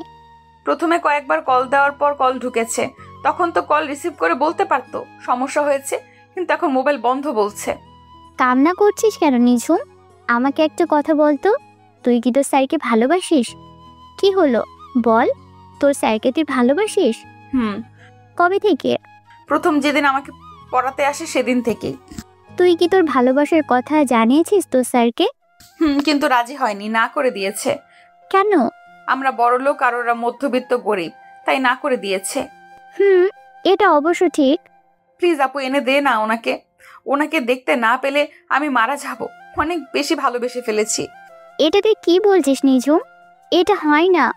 তুই কোথায়, এত স্যার কোথায়? এই সম্পর্ক কেউ মেনে নেবে না। আর তুই এখনো ছোট, আবেগের বশবর্তী হয়ে এগুলো বলছিস। এগুলো না ভেবে মন দিয়ে পড়ালেখা কর, ওর চেয়ে অনেক ভালো ছেলে পাবি। তুমি বুঝতেছো না কেন আপু? স্যারকে আমি একদিন না দেখলে মনে হয় নিঃশ্বাস বন্ধ হয়ে মারা যাব। কি হয়েছে রে মিম? নিঝুম আজ হঠাৎ কান্না করতেছে কেন এত সকালবেলা? তোমার মেয়ে নাকি তার স্যারকে ভালোবাসে। আজকে ও স্যার পড়াতে আসেনি আর স্যারের মোবাইল বন্ধ, তাই কান্না জুড়ে দিয়েছে। কি বলছিস তুই এগুলো? নিঝুম তার স্যারকে ভালোবাসে মানে? চুপ হয়ে আছে। নিজম পাশে দাঁড়িয়ে মাথা নিচু করে আন্টি এবং মিমের কথা শুনছে। এটা কখনোই সম্ভব নয়। ওই ছেলের কি আছে? কি দেখে ওই ছেলের প্রেমে পড়েছে তোর বাবার কিসের অভাব? আর তুই কি দেখে ওর মতো একজন গরিব ছেলেকে ভালোবেসেছিস? এগুলো বাদ দিয়ে মন দিয়ে পড়াশোনা কর, নাহলে এসব কথা তোর বাবাকে বলে দিব। না, আমি স্যারকে ভালোবাসি আর আমি স্যারকে চাই চাই চাই। আমি কি তোকে এই শিক্ষা দিয়েছি? আমাদের মান সম্মান বলতে কিছু নেই? তুই কি সব ধুলোই মিশিয়ে দিবি? মা, আজ তুমি আমাকে মারতে পারলে। ঠিক করেছি, তোকে মাথায় তুলে বাতর করে ফেলেছি। তোর বাবা আজকে বাসায় আসুক। সঙ্গে সঙ্গে নিজম দৌড়ে তার রুমে চলে যায় এবং ভিতর থেকে দরজা আটকে দিয়ে বিছানায় শুয়ে কান্না করতে থাকে। আম্মু, এটা কি করলে তুমি? ওকে থাপ্পড় মারলে কেন? না মেরে বুঝিয়ে বললে হতো। ঠিক করেছি, ও একটু বেশি বেড়ে গেছে। দেখো তো ও রুমের ভেতর কি করছে। ঠিক আছে, যাও, আমি দেখছি। অনেকটা সময় পর, এই নিঝুম, দরজা খোল। সকাল থেকে কিচ্ছু খাসনি, না খেয়ে থাকলে শরীর খারাপ করবে। আমি খাবো না। এরকম করে না বোন আমার, খেয়ে নে, আব্বু শুনলে রাগ করবে। আমি খাবো না আপু, তুমি চলে যাও। মিম অনেকক্ষণ সময় ধরে খাবার নিয়ে ডাকাডাকি করে শেষ পর্যন্ত বিরক্ত হয়ে চলে যায়। অন্যদিকে নিজম বারবার আমার মোবাইলে কল দিয়ে যাচ্ছে, প্রত্যেকবারই মোবাইল বন্ধ দেখাচ্ছে। নিজম সারাদিন ঘরবন্দি হয়ে আছে, সে সারাদিন ঘর থেকে বের হয়নি। নিজমের আব্বু বাড়িতে আসার পরে আন্টি আঙ্কেলকে উদ্দেশ্য করে বলে, তুমি এসেছো? দেখো তোমার মেয়ে সারাদিন ঘরের দরজা বন্ধ করে আছে, কিচ্ছু খাচ্ছে না। কেন, কি হয়েছে কি? তোমার মেয়ে তার স্যারের প্রেমে হাবুডুবু খাচ্ছে। এটা শোনার পরে তাকে 2টা থাপ্পড় মেরেছি, তাই সে আর রুমের দরজা খুলতেছে না। তুমি ওকে থাপ্পড় মেরেছো কেন?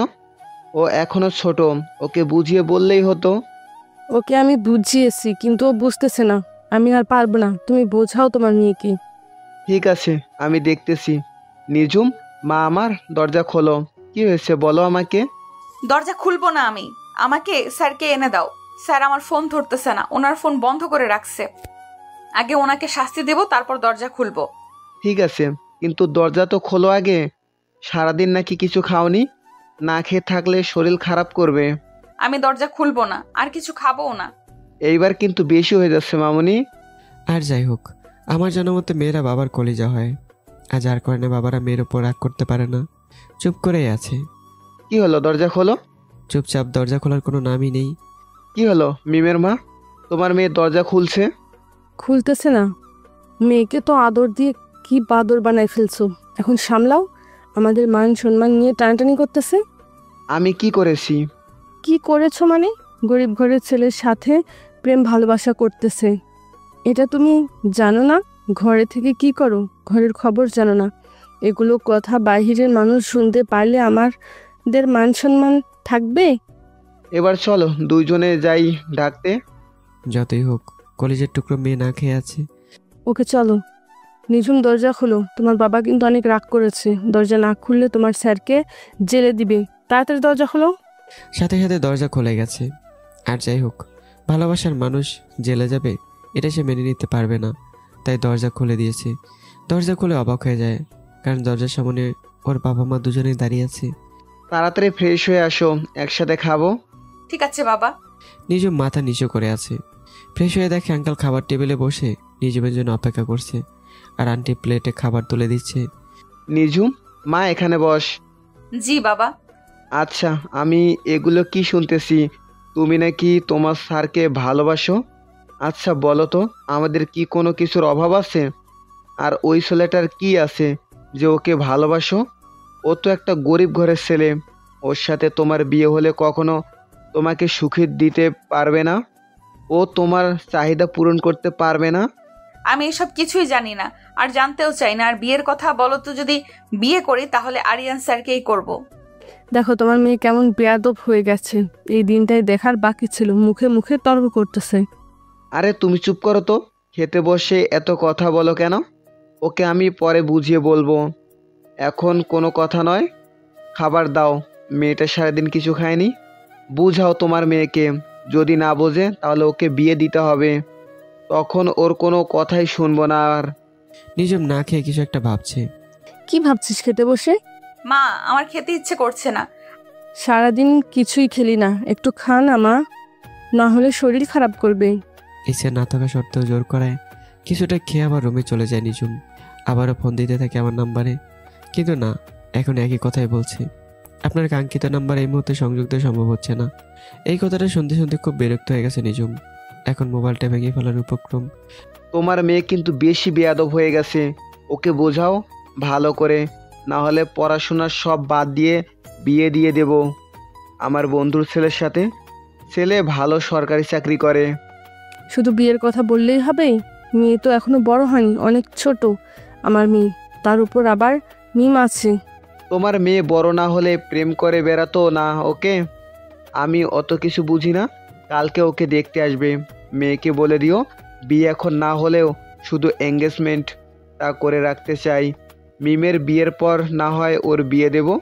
তুমি একটু বেশি বুঝো, আমাকে না জানিয়ে এত কিছু করে ফেলেছো। বেশি বোঝাই ভালো। কালকে ওকে দেখতে আসবে, এটাই শেষ কথা। ঠিক আছে, কি করবে করো, শুধু তো তোমার মেয়ে, আমার না। তুমি যেটা করবে সেটাই হবে। আঙ্কেলের কথা শুনে আন্টিও রাগ করে রুমে চলে যায়। আঙ্কেল খাওয়া দাওয়া শেষ করে তার রুমে ফিরে যায়। কিছুক্ষণ পর আন্টি নিজমকে দেখতে তার রুমে গিয়ে দেখে নিজম উপরে বিছানায় মনমরা হয়ে শুয়ে আছে। তোর বাবা কি বললো শুনিস নাই? তোর এই সমস্যার জন্য আমাকে তোর বাবা বোকা দিল। আর একটা কথা, কালকে তোকে ছেলে পক্ষ দেখতে আসবে, তোর বাবার বন্ধুর ছেলে। ছেলে নাকি সরকারি চাকরি করে। যদি কালকে তোকে তাদের পছন্দ হয় তাহলে একেবারে তো আংটি পরিয়ে যাবে। আমি এই বিয়ে করতে পারবো না, তোমরা বুঝতেছো না মা? যদি আমাকে বিয়ে করতেই হয় তাহলে আরিয়ান স্যারকেই করব। এটা বললে কি আর হয় মা? মানুষ যেটা চায় সেটা সব সময় পায় না। মানুষ পরিস্থিতির শিকার হয়ে অনেক সময় অনেক কিছু হারায়। বোনকে শক্ত কর, কালকে তোকে দেখতে আসবে। মা, তুমি একটা কথা ভালো করে শোনো। তোমরা যদি আমাকে আর এসব নিয়ে জোর করো তাহলে আমি কিন্তু নিজের ক্ষতি করব। এটা কেমন কথা নিঝুম? আমরা সব সময় তোর ভালোর জন্য করি। তুই ওখানে ভালো থাকবি, কালকে তোকে ছেলে পক্ষ দেখতে আসবে, এটাই তোর বাবার শেষ কথা। মা এখনো তো আপু আছে, আগে আপুকে বিয়ে দাও। তোর বাবা বলেছে তোর এঙ্গেজমেন্ট করে রেখে দিবে। নিজুমের মায়ের কথাগুলো শুনেই নিজুম তার রুমে শুয়ে কান্না করতে করতে ঘুমিয়ে পড়ে।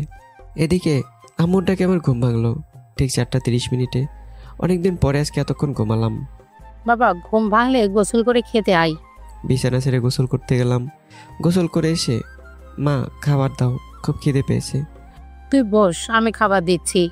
হঠাৎ মা বলে উঠলো, বাবা একটা কথা বলি। হ্যাঁ মা বলো। আমাদের পাশের বাসার রফিক ভাই আছে না? হ্যাঁ কি হয়েছে মা, কিছু বলেছি কি? বাড়িতে এসেছিল 3টার দিকে, এসে তোর কথা জিজ্ঞাসা করছিল, তখন তুই ঘুমাচ্ছিলি। ও তা কি বলেছে মা?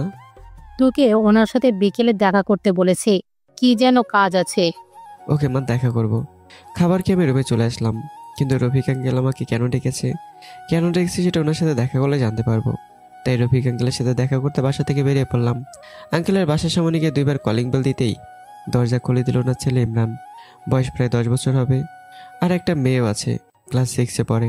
আরে আরিয়ান ভাই যে, তুমি তো আর আমাদের বাসায় আসোই না। আরে ভাই আমি একটু ব্যস্ত আছি তো, তাই তেমন আসা হয় না। তো কেমন আছো তুমি? আর তোমার বাবা কি বাসায় আছে? ইমরান, কার সাথে কথা বলছো? কে এসেছে? বাবা, আরিয়ান ভাই এসেছে তোমার সাথে দেখা করতে। ও, তোমার ভাইয়াকে নিয়ে ভিতরে আসো। ভাইয়া আসো ভিতরে। তারপর আমি ভিতরে গিয়ে দেখি আঙ্কেল সোফায় বসে চা খাচ্ছে। বসো বাবা এখানে। আমি আঙ্কেলের পাশে সোফায় বসলাম। আঙ্কেল আপনি নাকি আমায় ডেকেছেন? তোমার সাথে একটা জরুরি কথা আছে, তার আগে বসো। চা খাও তুমি? হ্যাঁ মাঝে মাঝে। ঠিক আছে, ইমরানের মা, আরিয়ানকে চা দাও তো। ঠিক আছে, দিচ্ছি। আন্টি আমাকে 1 কাপ চা দিলেন। চা খেতে খেতেই তো আঙ্কেল আমাকে কি জন্য ডেকেছেন? শোনো তাহলে, শুনেছি তুমি টিউশন করো। আমি তো আঙ্কেলের কথা শুনে অবাক। কিন্তু কেন আঙ্কেল? আবার কোন ঝামেলা ফেলে আল্লাহ জানে। তোমাকে আমার ছেলে মেয়ে দুইটাকে একটু পড়াতে হবে বাবা। যেই সমস্যার আভাস পাচ্ছিলাম সেটাই হলো, একটা থেকে মুক্ত আরেকটা প্যারা। কিন্তু আঙ্কেল। কোনো কিন্তু না বাবা, তোমাকে পড়াতেই হবে। ভালো কোনো টিচার পাওয়া যাচ্ছে না।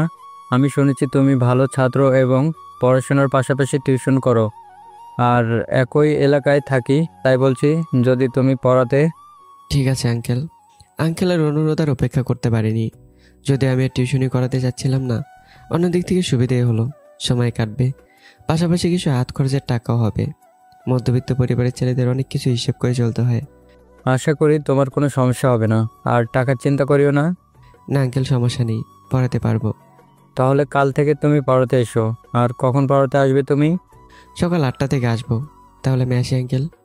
সন্ধ্যা তো হয়ে গেছে, রাতের খাবার এখানে খেয়ে যাও বাবা। আন্টি আজ না, অন্য একদিন। তাহলে আজ আসি। ওকে, যাও তাহলে। রফিক আঙ্কেলের বাসা থেকে বের হয়ে বাড়ির পথে হাঁটা দিলাম। বাড়ি পৌঁছানোর পর আম্মু বলল, রফিক ভাই কি বললো বাবা? আঙ্কেল ওনার ছেলে মেয়েকে পড়াতে বলেছেন। তোর কোনো সমস্যা না হলে পড়া, এতে তোর সময়টা ভালো কাটবে। ওইদিকে আবার নিজুমকেও পড়াবি, তোর নিজেরও লেখাপড়া, সবকিছু একসাথে সামলাতে পারবি। এরে সেরেছে, মা তো আর জানে না যে আমি নিজুমকে পড়ানো ছেড়ে দিয়েছি। এখন মাকে জানানো যাবে না। যদি জানাই তাহলে কেন ছেড়েছি, কী জন্য ছেড়েছি, এসব বলে কান জ্বালাফালা করে দেবে। কোনো মতো মাকে জানানো যাবে না। ও তুমি চিন্তা করো না, আমি সব সামলে নেব। দেখিস বাবা, অন্যদের পড়াতে গিয়ে আবার নিজের পড়ার 12টা বাজিয়ে দিস না। ওকে মা। যাতে আর কোনো প্রশ্ন না করে তার জন্য ওষুধ হিসেবে মাকে একটা জাদুর পাপ্পি দিয়ে দিলাম। মাথা চুলে হাত বুলিয়ে দিলাম। পাগল ছেলে আমার। দাওয়ায় কাজ করেছে। কোনো কাজ নেই, রুমের সাথে শুয়ে পড়লাম। খালি শোয়া আর ঘুম। তারপর রুমে এসে আবার শুয়ে পড়লাম। এখন শুয়ে থাকা ছাড়া কী আর করব। বালিশের পাশে মোবাইল দেখতে পেলাম। এই যে বন্ধ করেছি এখনও খুলিনি। পাগলিটার একটু খোঁজ নিয়ে দেখি, যেইভাবে সেই কাজ। মোবাইল ওপেন করতেই মেসেজ আসতে শুরু করলো। কয়েকটা মিসড কলের আর কয়েকটা টেক্সট, আর সবগুলো এসেছে নিজমের নাম্বার থেকে। মেসেজগুলো ঠিক এমন ছিল, কেমন আছেন স্যার, আমার ফোন ধরছেন না কেন, আজ পড়াতে আসেননি কেন, আপনার ফোন বন্ধ কেন, আপনার কোনো সমস্যা হয়েছে, ইত্যাদি ইত্যাদি। মেসেজ দেখে মনে হচ্ছে পাগলিটা আমাকে অনেক ভালোবাসে। কিন্তু এই ভালোবাসার সমাজ মেনে নেবে না। শিক্ষকতা একটা সম্মানের পেশা। আর আন্টি আঙ্কেল আমাকে বিশ্বাস করেই ওনাদের মেয়েকে পড়াতে দিয়েছিলেন। আমি তাদের সেই বিশ্বাস ভেঙে তাদের আমানতের খেয়ানত নষ্ট করতে পারবো না। তাই আমি নিজে থেকে দূরে সরে আসলাম। অন্যদিকে নিজুমকে ছেলেপক্ষ দেখতে এসেছে। আজকে নিজে আরো বেশি পাগলামো শুরু করে দিয়েছে। আমি বিয়ে করবো না বলে চিৎকার করছে, কিন্তু কে শোনে কার কথা? কারো সেদিকে ভ্রুক্ষেপই নেই। আপনারা হয়তো ভাবছেন যেখানে ছেলেপক্ষ দেখতে আসছে সেখানে বিয়ের কথা আসছে কোত্থেকে। আপনারা ঠিকই ধরেছেন, আর ছেলেপক্ষ দেখতে আসছে না, আসছে বিয়ে করতে। মেয়ে কোন কাণ্ড করে বসে, মান সম্মানে আঘাত আনার আগেই তিনি বড় মেয়ের আগে ছোট মেয়ের বিয়ে দিতে চাচ্ছেন। নিজুমের বাবা পুলিশের ঊর্ধ্বতন কর্মকর্তা। শেষ বয়সে এসে মেয়ের জন্য নিজের সম্মানটুকু হারাতে চান না, তাই তো হঠাৎ করে এমন সিদ্ধান্ত। আর ছেলেও নিজের বন্ধুরই ছেলে, তাই দেখাশোনা, আংটি পরানো এসব ফর্মালিটি করেননি। আর নিজুম কিছুক্ষণ আগে জানতে পেরেছে আজ তার এঙ্গেজমেন্টের বদলে বিয়ে, তাই তেমন পাগলামো শুরু করে দিয়েছে। পার্লার থেকে লোক এসেছে নিজুমকে সাজাতে। লাল টুকটুকে বেনারসি শাড়ি, সাথে হালকা মেকআপ এবং ভারী কিছু গহনা দিয়ে বউ সাজিয়েছে। তার ইচ্ছে না থাকা সত্ত্বেও তাকে অন্যের বউ সাজতে হচ্ছে। মানুষ জীবন একবার মন থেকে ভালোবাসে কাউকে না কাউকে, কিন্তু সবার ভালোবাসা পূর্ণতা পায় না। নিজুমের ভাগ্যে কি আছে সেটা সে নিজেও জানে না। মেয়েকে সাজানো হয়েছে? জি আঙ্কেল, আরেকটু। একটু তাড়াতাড়ি রেডি করো, বরপক্ষ আসলো বলে। বাহ, আমার ছোট মাকে আজকে পরীর মতো লাগছে। জি আপু, নিঝুমকে আজকে অনেক সুন্দর লাগছে। ঠিক আছে, তোমরা ওকে একটু তাড়াতাড়ি সাজাও, আমি নিচে যাচ্ছি। Okay uncle. নিজুমকে পার্লারে মেরে সাজিয়ে চলে গেল। রুমে শুধু ও আর মিম। বোন, তোকে আজকে অনেক সুন্দর লাগছে। এই নিঝুম। সে চুপ করে আছে, কোনো কথা নেই। মিম হাত দিয়ে ধাক্কা দেয় নিজুম ভাবনা জগৎ থেকে ফিরে এলো। আপু। কি ভাবছিস? কিছু না আপু। তোকে আজকে অনেক সুন্দর লাগছে। আজকে তোকে বর দেখলে একেবারে পাগল হয়ে যাবে। ধন্যবাদ। নিজে নিজে বকবক করছে। তার আগে তার ছোট বোনের বিয়ে হচ্ছে, এ নিয়ে তার কোনো প্রকার ভ্রুক্ষেপ নেই, বরং সে আরও খুশি। নিজুমের এখন তার বোনের কথাগুলো একদম ভালোই লাগছে না, আর মিম তো বকবক করেই যাচ্ছে। আপু, তোমার বলা শেষ হয়েছে? কেন রে? আমাকে একটু একা থাকতে দাও, আমার ভালো লাগছে না। ঠিক আছে, তুই থাক, আমি নিচে যাচ্ছি। মিম রুম থেকে বেরোতেই যেন নিজুম হাঁপ ছেড়ে বাঁচল। সাথে সাথে মোবাইলটা হাতে নিয়ে আমাকে কল দিল। অন্যদিকে আমি ফোনের রিংটোনের শব্দে আমার ঘুম ভাঙল। ঘড়িতে তাকিয়ে দেখি রাত 9টা বাজে। ফোনটা হাতে নিয়ে দেখে নিজুম 2বার ফোন দিয়েছে। ফোন ধরবো কি ধরবো না ভেবে পাচ্ছে না। না, আমাকে ফোন ধরে ওকে বলতেই হবে, আমি তাকে পড়াতে পারবো না। দেখছি আবারও কল দিয়েছে। এবার ফোনটা রিসিভ করলাম। আসসালামু আলাইকুম স্যার, আপনি ঠিক আছেন? কেমন আছেন? কি হয়েছে আপনার? একসাথে এতগুলো প্রশ্ন, কোনটার উত্তর দেব? ওয়ালাইকুম আসসালাম। আরে একসাথে এত প্রশ্ন করলে কোনটা রেখে কোনটার উত্তর দেব? আমি ভালো আছি, তুমি কেমন আছো? কোনো কথা নেই, ওপাশ থেকে শুধু কান্নার আওয়াজ আসছে। কি হয়েছে নিজুম, তুমি কান্না করছো কেন? কিছু হয়েছে? ওর কান্নার শব্দ শুনে আমার বুকে যেন কেউ তীর দিয়ে গুঁতো দিচ্ছে, আর তার থেকে চিনচিন ব্যথা হচ্ছে। হয়তো এটাই ভালোবাসা, হয়তো ওর পাগলামোগুলোকে নিজের অজান্তে ভালোবেসে ফেলেছি। অবশেষে আমার মনে ভালোবাসার সৃষ্টি হয়েছে, কিন্তু এটা বুঝতে আমি অনেক দেরি করে ফেলেছি। নিজুমের কান্নার আওয়াজ আরও বৃদ্ধি পেল। বলবে তো কান্না কেন করছো? না বলে ফোন রেখে দিচ্ছি। স্যার, ফোন কাটবেন না প্লিজ, আপনার সাথে আমার কথা আছে, এটাই আমাদের শেষ কথাও হতে পারে। এসব কি বলছো তুমি? আমারও তোমার সাথে কথা আছে, তবে তুমি আগে বলো। আজকে আমার বিয়ে। কি বলছো এটা? নিশ্চয়ই তুমি মজা করছো। না, আমি মজা করছি না, আমি সিরিয়াস। এই তুমি মিথ্যা বলছো, বলো এটা মিথ্যা, তাই না? এসব নিয়ে মজা করো না। না, আমি সত্যি বলছি, আজকে আমার বিয়ে। আপনি আমাকে এখান থেকে নিয়ে যান। আমি যদি বিয়ে করি তাহলে আপনাকেই করব। আমাকে এখান থেকে নিয়ে যান, না হলে আমি আত্মহত্যা করব। আমি এই বিয়ে করব না। এবার আমার বুকের ব্যথাটা বেড়ে গেল, তবুও নিজেকে সামলে নিলাম। নিজের পাগলামো করো না। তোমার বাবা মা সবসময় চাইবে যে মেয়েকে বড় করে বিয়ে দিতে। বাবা মা কখনো মেয়ের খারাপ চাইবে না, তারা সবসময় চাইবে তাদের মেয়ে সুখে থাক। আমি তো তখনই সুখী হব যখন আপনাকে পাবো। কেউ বুঝতেছেন আমার কষ্টটা, আমি পালাতে রাজি আছি। আপনি আমাকে এখান থেকে নিয়ে যান স্যার। এটা হয় না নিজুম, আমি তোমাকে নিয়ে পালাতে পারবো না। মনে করো আমরা দুজন পরিস্থিতির শিকার, এটাই আমাদের মানতে হবে। তুমি তাকেই বিয়ে করো যাকে তোমার বাবা মা পছন্দ করেছে। আমি এই বিয়ে করব না। ওকে বাই, ভালো থাকবেন, এটাই আমাদের শেষ কথা। নিজুম পাগলামো করো না। কথা শেষ না হতে কল কেটে দিল। এবার আমি ফোন দিলাম, কিন্তু ফোন বন্ধ। তো মমিন, তোর মেয়েকে নিয়ে কতক্ষণ বসে রাখবি? কতক্ষণ বসিয়ে রাখবেন ভাইজান? আর একটু, মিমের মা, নিজুমকে নিয়ে এসো। তোমরা বসে আর একটু গল্প করো, আমি নিয়ে আসছি। ওদিকে নিজুমের মা তার মেয়ে কানতে দরজার সামনে রক্ত দেখতে পেল। তিনি দরজা খুলে দেখে নিজুম ফ্লোরে পড়ে আছে, আর পুরো রুম রক্তে লাল হয়ে আছে। মিমের বাবা, নিঝুম কি করেছে দেখে যাও, তাড়াতাড়ি অ্যাম্বুলেন্স ডাকো। নিঝুম, এটা তুই কি করেছিস? তুই আমাদের ছেড়ে এভাবে যেতে পারিস না। তুই কেন করলি এটা? নিজুম সুইসাইড করতে হাতের শিরা কেটে ফেলেছে। নিজুমের মায়ের ডাকাডাকি শুনে নিজুমের বাবা সহ বাড়ি ভর্তি মেহমান চলে এসেছে। এসে দেখেন নিজুম মেঝেতে পড়ে আছে আর পুরো রুম রক্তে লাল হয়ে আছে। নিজুমের মা তার পাশে বসে কান্না করছেন। মেয়ের অবস্থা দেখে নিজুমের বাবার সাথে সাথে ওখানে পড়ে যান। ওনার খুব আদরের মেয়ের এমন অবস্থা, তার উপর বাড়ি ভর্তি মেহমান, সব মিলে তুলকালাম অবস্থা। হাসি খুশি হই হুল্লোড় মেতে ওঠা বাড়িটা হঠাৎই নিস্তব্ধ হয়ে গেছে। মেয়ের এমন অবস্থা দেখে উনি বোবা হয়ে গেছেন। একমাত্র তোমার জন্য আজ আমার মেয়ের এই অবস্থা। আমার মেয়ের যদি কিছু হয় তাহলে আমি সব কিছু শেষ করে দিব। কথা বলা শক্তি হারিয়ে ফেলেছেন। মেঝেতে বসে মাথায় ডান হাত ফেলে নিস্তব্ধ হয়ে মেয়ের দিকে তাকিয়ে আছেন।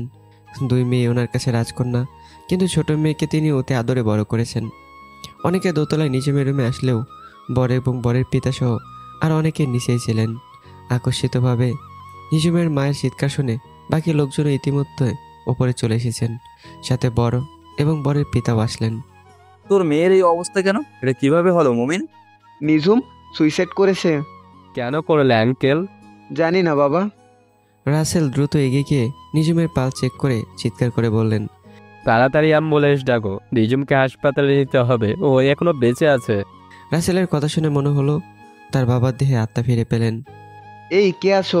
গাড়ি বের করো, নিঝুমকে হাসপাতালে নিতে হবে। মেয়েকে কোলে নিয়ে দ্রুত পায়ে নিচে নামতে নামতে বললেন।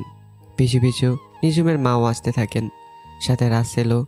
নিজুমের বাবা মেয়েকে গাড়িতে বসান আর রাসেল ড্রাইভিং সিটে বসে গাড়ি ড্রাইভ করে পার্শ্ববর্তী হসপিটালে নিয়ে যায়। সাথে নিজুমের মাও এসেছেন। ডক্টর নিজুমকে সাথে সাথে জরুরি বিভাগে নিয়ে যায়। নিজুমের বাবা, মা এবং রাসেল বাইরে অপেক্ষা করতে থাকেন।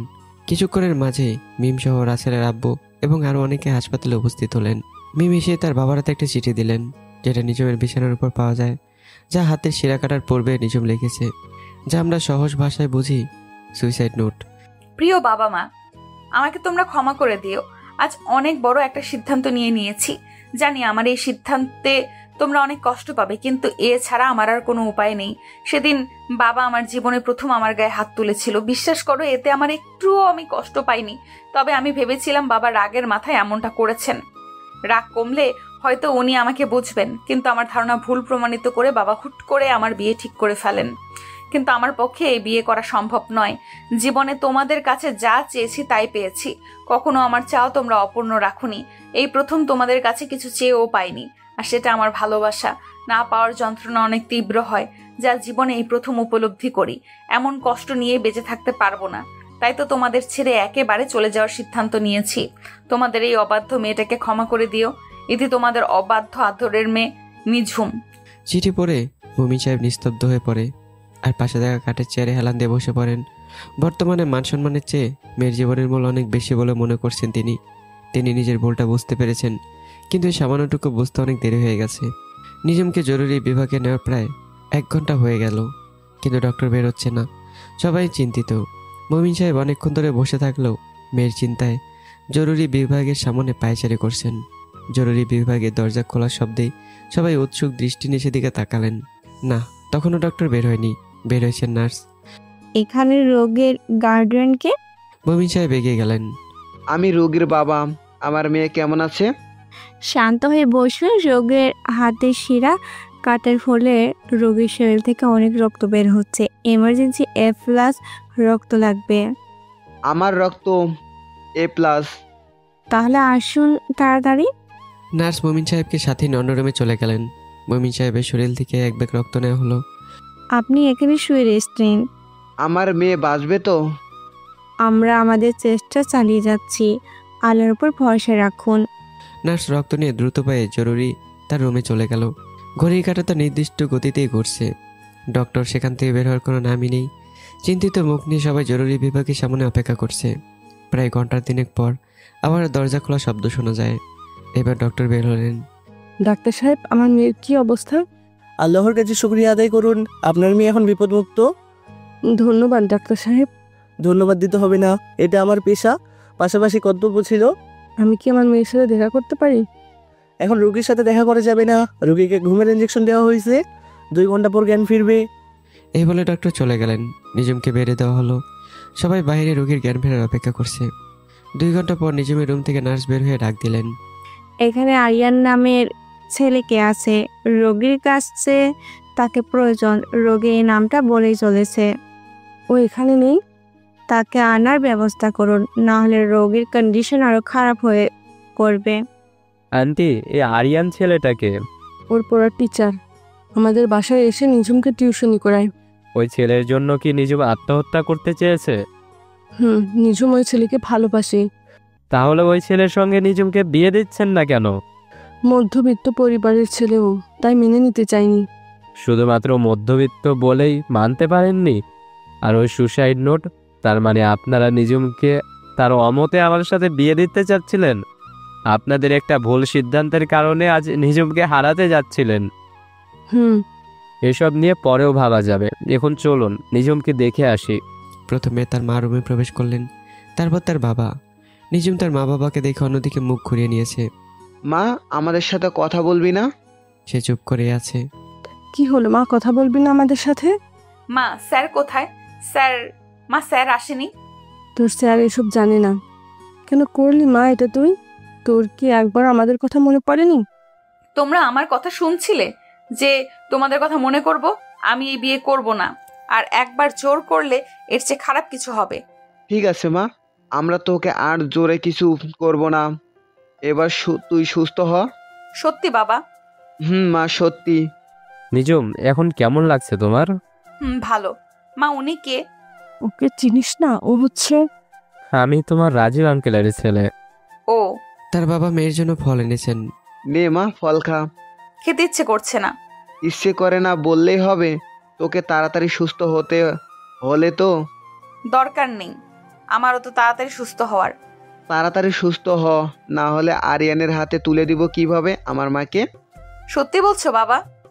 মা, একদম সত্যি। সত্যি বলছো বাবা? তাহলে এদিকে দাও, আমি খাচ্ছি।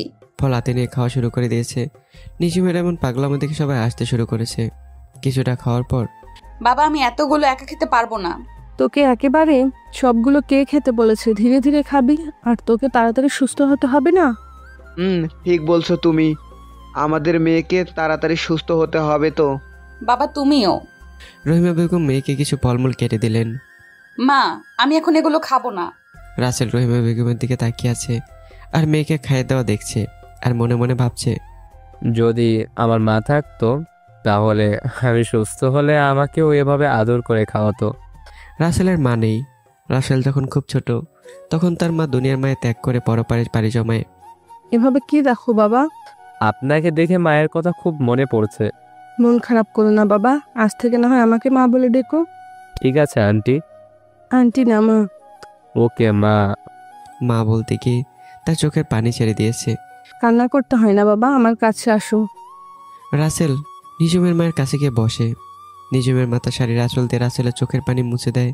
মা, তুমি কি ওনাকে আদর করবে নাকি আমাকেও করবে? নিজুমের এমন কথা শুনে সবাই হো হো করে এসে ওঠে। আমি তোকে আদর করব, কেউ না করলেও। বাপ মেয়ের দরদ উঠলে পড়ছে। ও কি শুধু তোমার মেয়ে? নিজুম যেমন আমার মেয়ে, তেমন রাসেলও আমার ছেলে। ঠিক বলছো। তাহলে এখন কি দাঁড়ালো? সবশেষে আমি একটা ভাই পেলাম। আমিও একটা ছোট্ট মিষ্টি বোন পেলাম। আজ থেকে রাসেলকে বড় ভাই ডাকবি। বাবা, একটা কথা বলি। বল। রাগ করবে না তো? না, বল। স্যারকে একটু এখানে আসতে বলবে, খুব দেখতে ইচ্ছে করছে। এই মেয়ের লাজ লজ্জা সব গেছে। এখন মাঝরাতে ও আসবে, তার চেয়ে বরং কাল আসতে বলি। না, এখন বলো, আমার কথা বলো। ঠিকই ছুটে আসবে। এত ভালোবাসে আমার বোনকে? অনেক অনেক ভালোবাসে, কিন্তু সমস্যা একটাই, নিচ থেকে কিছু বলে না। আঙ্কেলের নাম্বার দাও, আমি কল দিচ্ছি। মা, বানালি, বোন বানালি, আর আমাকে পর করে দিলি। আমাকে বাবা বলা যায় না? ওকে বাবা, নাম্বার দাও, আমি কল দিচ্ছি। এদিকে সবাই গভীর ঘুমে মগ্ন হলেও আমার চোখে ঘুম নেই। নিজুমের বলে শেষ কথাটা বারবার আমার কানে বাজছে। এটা আমাদের বলে শেষ কথা। পাগলিটা এখন কি করছে? সত্যি সত্যি কি পাগলিটা? না, আর কিছুই ভাবতে পারছি না। পাগলিটার মোবাইলও বন্ধ। ফোন করে জিজ্ঞাসা করবো তার সুযোগও নেই। আঙ্কেলের ফোনে ফোন দেওয়ারও সাহস হচ্ছে না, তা আবার এত রাতে। কাল সকালে একটু নিজুমের বাড়ি যেতে হবে। আর যেন রাতটা কাটছেই না। হঠাৎ ফোনটা বেজে উঠলো। বুকের ভেতরটা দুঃখ করে উঠলো। এত রাতে আবার কে ফোন দিছে? নিজুম না তো? নিজুম কেন ফোন দেবে? ওর তো আজ বিয়ে। এখন হয়তো অন্যের ঘরে, ও কিভাবে ফোন দেবে? মোবাইল হাতে নিয়ে দেখে অপরিচিত নাম্বার। ধরবো কি ধরবো না ভাবতে ভাবতে কেটে গেল। একই নাম্বারতে আবারও ফোন আসলো। আসসালামু আলাইকুম, কে বলছেন? ওয়ালাইকুম আসসালাম। আমাকে আপনি চিনবেন না, আপনাকে নিজুম ফোন দিতে বলেছে। হ্যাঁ বলুন। এত রাতে নিজুম ফোন দিতে বলেছে, তাও আবার একটা ছেলের মোবাইল থেকে? ওর কিছু হয়নি তো? আর নিজুম কোথায় এখন? কালকে একটু নিজুমদের বাসায় আসতে পারবেন সকালে? কিন্তু কেন একটু বলবেন প্লিজ? তেমন কিছু না, একটু দরকার ছিল আপনাকে। ঠিক আছে। আজ তো নিজুমের বিয়ে হওয়ার কথা ছিল, কাল সকালে যেতে বলল। তা আবার একটা অপরিচিত ছেলে, কোনো সমস্যা হয়নি তো? আর ছেলেটাই বা কে? ভাইয়া, তুমি আমার কথা বললে না কেন? তোর অসুস্থতার কথা শুনলে টেনশন করবে। এমনিতে মনে হয় তোর টেনশনে এখন পর্যন্ত ঘুমায়নি। কাল আসলে ধীরে সুস্থে বলবো। বাবা চলুন তাহলে আমরা বাড়িতে যাই। ঠিক বলেছো বাবা, তোমরা চলে যাও, আমি থাকবো এখানে, আর বাসাতেও কেউ নেই। ঠিক আছে, আমরা চলে যাচ্ছি, তুমি থাকো। আর কালকে সকালে আরিয়ানকে সাথে নিয়ে আসবে। অন্যদিকে আমার চোখে ঘুম নেই, আমার কানে শুধু নিজুমের বলা শেষ কথাটাই বাজছে। আর এখন সকালে নিজুমের বাড়িতে যাওয়ার জন্য বলা ছেলেটার কথা। ঘড়ির দিকে তাকিয়ে আছি, মনে হচ্ছে রাতটা অনেক বড় হয়ে গেছে, সময় যেন যাচ্ছেই না। আমার একটাই চিন্তা, কখন সকাল হবে। এসব ভাবতে ভাবতেই ঘুমিয়ে পড়লাম। সকালে আম্মুরটাকে ঘুম থেকে উঠলাম, ঘড়িতে তাকিয়ে দেখি 4টা বেজে গেছে। ও আল্লাহ, অনেকটা দেরি হয়ে গেছে। আর ছেলেটা তো আমাকে সকালবেলা তাড়াতাড়ি যেতে বলেছিল নিজুমদের বাড়িতে। আমি দ্রুত ফ্রেশ হয়ে রুমতে বেরোতেই, ওই আরিয়ান, কই যাচ্ছিস? নাস্তা করে যা বাবা। না মা, খাবো না এখন। খেয়ে যা বাবা, না খেয়ে থাকলে শরীর খারাপ করবে। সময় নেই মা। কোথায় যাচ্ছিস সেটা তো বলে যা। পরে এসে বলবো। রাস্তায় এসে রিক্সা নিয়ে বেরিয়ে পড়লাম। রিক্সা তার আপন গতিতে চলছে, কিন্তু আমার মনে শুধু একটা কথাই বাজছে, হঠাৎ আমাকে নিজুমদের বাড়িতে কেন ডাকা হয়েছে। পৌঁছে গেলাম নিজুমদের বাসায়। ভাড়া মিটিয়ে দিয়ে নিজুমদের বাসায় যাওয়ার প্রস্তুতি নিচ্ছি। ভয়ে আমার বুকে দুকপুক শব্দ হচ্ছে। বুকে সাহস নিয়ে ভয়ে ভয়ে দরজার সামনে গিয়ে কলিং বেলে চাপ দিলাম, কিন্তু কেউ আর দরজা খুললো না। আরেকবার কলিং বেল চাপ দিতে দরজা খুলে দিল। আর ভাইজান, 2 দিন ধরে যে বাসায় আসেন না আপাকে পড়াতে? নিজুম কোথায়? আগে আমার আসার সময় হলে নিজুম দরজা খুলে দিত, তাই জিজ্ঞাসা করা। আপামনি বাসাই নেই। কার সাথে কথা বলতেছিস রে নদী? স্যার, নিজম আপারে পড়ায়, সে ছাড়াইছে। ওকে ভিতরে আসতে বলো। আঙ্কেলের কথা শুনে ভেতরে গেলাম। দেখছি আঙ্কেল সোফায় বসে চা খাচ্ছেন আর খবরের কাগজ পড়ছেন। আরিয়ান বাবা, আসো এখানে বসো। জি আঙ্কেল। নদী, আরিয়ানের জন্য চা নিয়ে আয়। আনছি বড় সাহেব। নদী এসে আমাকে চা দিয়ে গেল। কি ব্যাপার, নিজুমকে বাসায় নেই? নিচে আসছে না কেন? ও তো আমি আসলে এতক্ষণ রুমে থাকে না। ওর তো কাল বিয়ে হওয়ার কথা ছিল, হয়তো এখনো শ্বশুর বাড়ি। তো বাবা, কেমন আছো তুমি? জি আঙ্কেল, ভালো আছি। আপনি? ভালো। আর কই রাখলে? আঙ্কেলের রাক্ষসী কেমন কথা, মানে বুঝলাম না। কেন আঙ্কেল, কি হয়েছে? শুনলাম তুমি নাকি আমার মেয়েকে প্রেমের জালে ফাঁসিয়েছো। তোমার সাহস কি করে হলো? তুমি কি ভেবেছো আমার মেয়েকে বিয়ে করে আমার সব সম্পত্তির মালিক হতে চাও? আমি এটা কখনোই হতে দিব না। আমি তোমাকে জেলের ভাত খাইয়ে ছাড়বো। জেলের কথা শুনে আমার গলা শুকিয়ে গেছে। ইচ্ছে করছে এক দৌড়ে পালিয়ে যাই, কিন্তু আমি পালিয়ে গেলে হবে না। আমি তো কখনো নিজুমকে বলিনি আমি তোমাকে ভালোবাসি। তাহলে সম্পত্তির কথা আসলো কোত্থেকে? নিজুমের জন্য আমার মনে ভালোবাসার সৃষ্টি হলেও তাকে কখনো বলা হয়নি। বলো, কত টাকা হলে তুমি আমার মেয়েকে ছেড়ে দিবে? আমি বাবা হয়ে কখনো চাইবো না আমার মেয়ের কোনো এক গরিব ঘরের বিয়ে হোক। আঙ্কেলের বলা কথাগুলো মাথার উপর দিয়ে গেছে। আঙ্কেল, আপনি আমাকে হাসালেন। ভালোবাসা কখনো টাকা দিয়ে কেনা যায় না। ভালোবাসা হয় একটা সুন্দর মন থেকে, টাকা দেখে না। হ্যাঁ, আপনার মেয়েকে আমি ভালোবাসি, কিন্তু আমি তা কখনো প্রকাশ করিনি। যেখানে ভালোবাসা প্রকাশই হয়নি, সেখানে টাকার প্রশ্ন আসলো কোত্থেকে? এমন জ্ঞান দেওয়ার কথা অনেক শুনেছি, তোমাকে আমি জ্ঞান দিতে বলিনি। টাকা ছাড়া পৃথিবী অচল। বলো, কত টাকা চাই তোমার? যত টাকা চাইবে তত দিব, তবু আমার মেয়ের জীবন থেকে চলে যাও। আঙ্কেল, আমি আগেও বলেছি আর এখনও বলছি, আমি আমার ভালোবাসা কখনো নিজের সামনে প্রকাশ করিনি, আর করবও না। তবে একটা কথা না বললে নয়, টাকা কখনো জীবনে প্রকৃত সুখ দিতে পারে না। আর কখনো কারো ভালোবাসার টাকা দিয়ে ক্রয় বিক্রয় করবেন না। আসি, ভালো থাকবেন, দোয়া করবেন যাতে আর কখনো এই বাড়িতে আমার আসতে না হয়। এই বলে বাসা থেকে উঠে চলে আসতে যাব। এই বাড়িতে তুমি না আসলে আমার মেয়ের জামাই কোথায় আসবে শুনি? মানে বুঝলাম না আঙ্কেল। তোমাদের সম্পর্ক আমি মেনে নিয়েছি। আমি মাথা নিচু করে আছি। কিছুক্ষণ আগে বলা কথাগুলো নিয়ে ভাবতেছো? ওগুলো বলে একটু বাজিয়ে দেখছিলাম তুমি সত্যি আমার মেয়েকে ভালোবাসো কিনা। আচ্ছা চলো, অনেক বেলা হয়ে গেছে, নিজুমকে দেখতে যাব। কথাটা গলায় আটকে বললেন। নিজুম বাড়িতে নেই? তাহলে কোথায় আঙ্কেল? কোথাও বেড়াতে গেছে নাকি? তবে বেড়াতে যায়নি, হাসপাতালে গেছে। কেন? নিশ্চয় জানো, গতকাল নিজুমের বিয়ে হওয়ার কথা ছিল। এই বিয়েতে নিজুমের সম্পূর্ণ অমত ছিল, তবুও আমরা জোরপূর্বক ওর বিয়ে দিতে চেয়েছিলাম, কিন্তু বিয়ের পূর্ব মুহূর্তে ওর হাতে শিরা কেটে আত্মহত্যা করতে চেয়েছিল। নিজুমের আত্মহত্যার কথা শুনে বুকটা দুঃখ করে উঠল। ও এখন কেমন আছে আঙ্কেল? নিজুম ঠিক আছে, ও এখন বিপদমুক্ত, তবে হাসপাতালে আছে। কোন হাসপাতালে আছে আর কত নম্বর কক্ষে? অত অস্থির হওয়ার দরকার নেই, ও এখন সুস্থ আছে। আমি যাচ্ছি হাসপাতালে, চলো আমার সাথে। ঠিক আছে চলুন। আঙ্কেলের সাথে হাসপাতালের দিকে ছুটে চললাম। হাসপাতালে পৌঁছে প্রথমে আমি রুমে যাইনি, আমি রুমের বাইরে দাঁড়িয়ে রইলাম। প্রথমে আঙ্কেল রুমে গেলেন।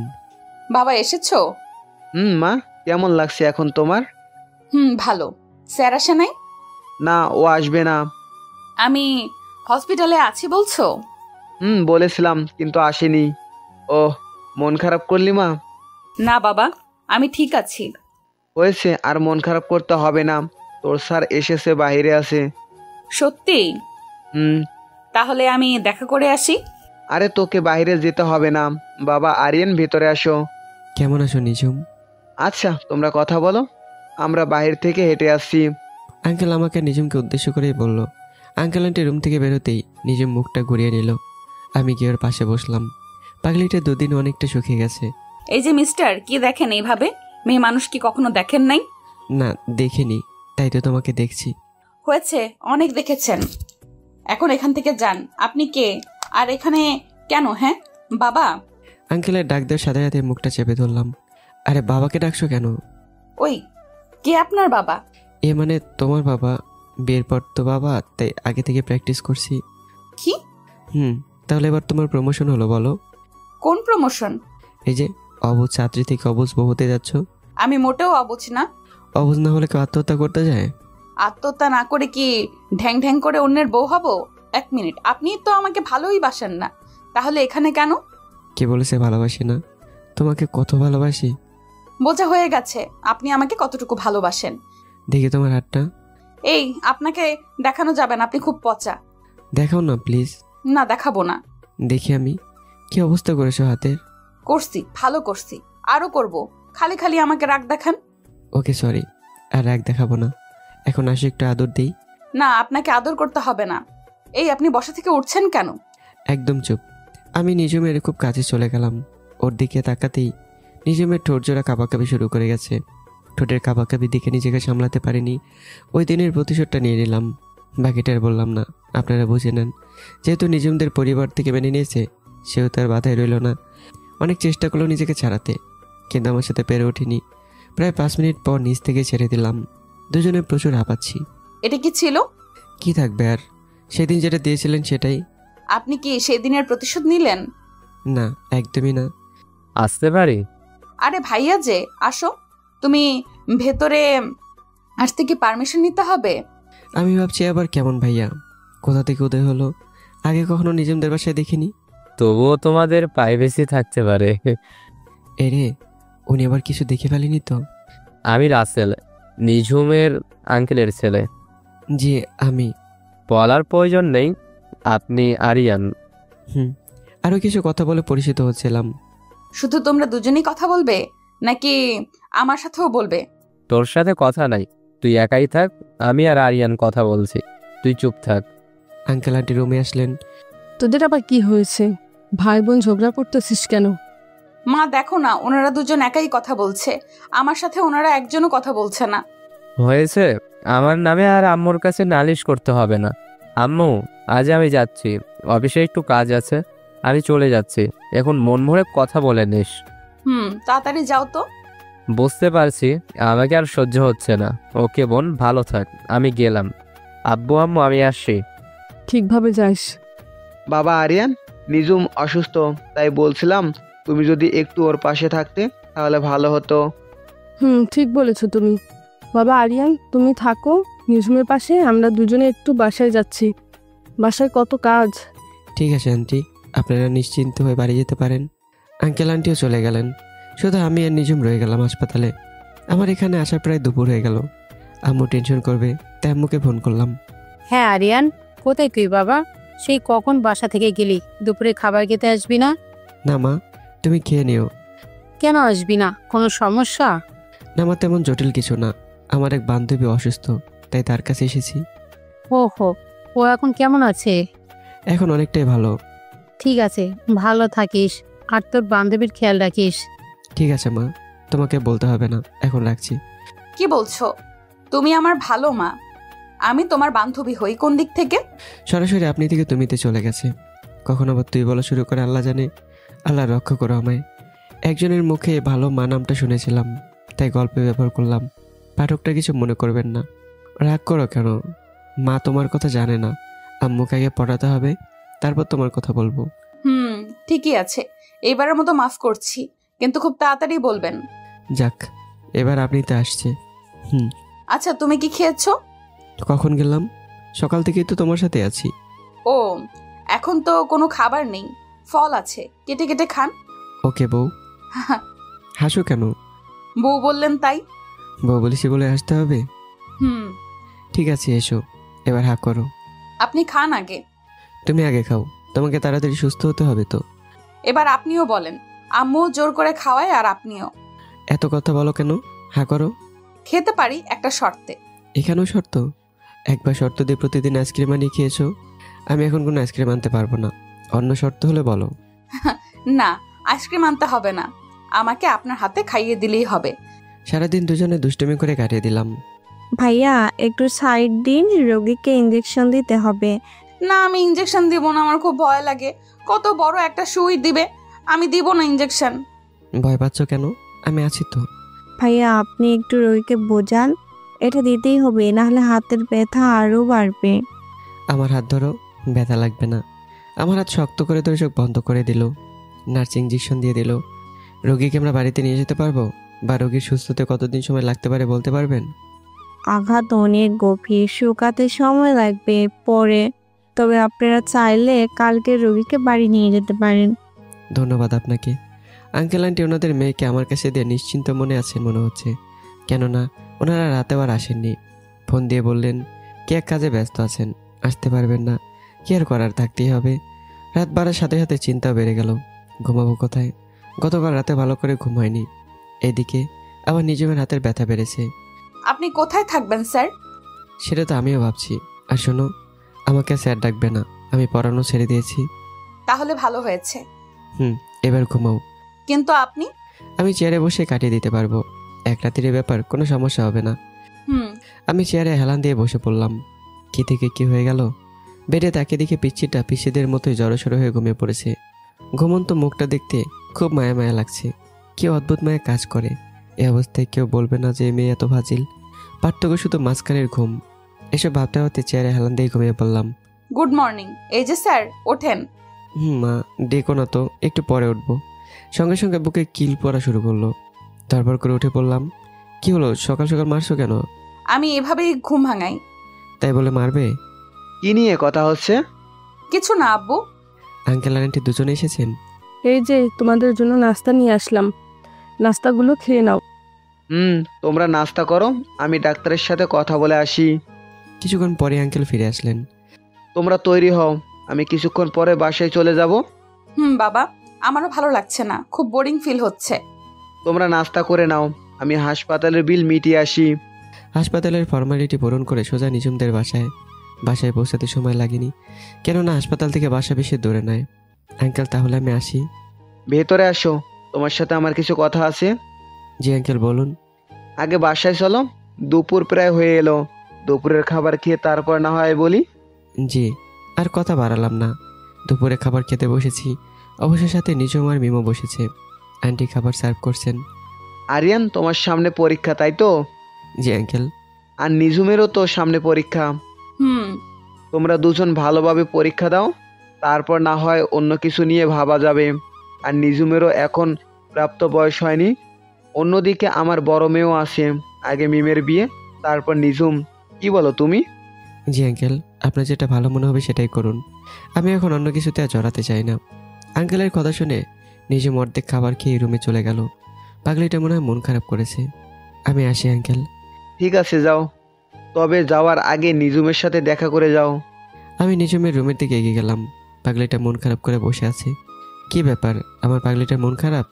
কি হলো, কথা বলবে না? তাহলে কিন্তু চলে গেলাম। চলে যাওয়ার কথা শুনে আমাকে জড়িয়ে ধরলো।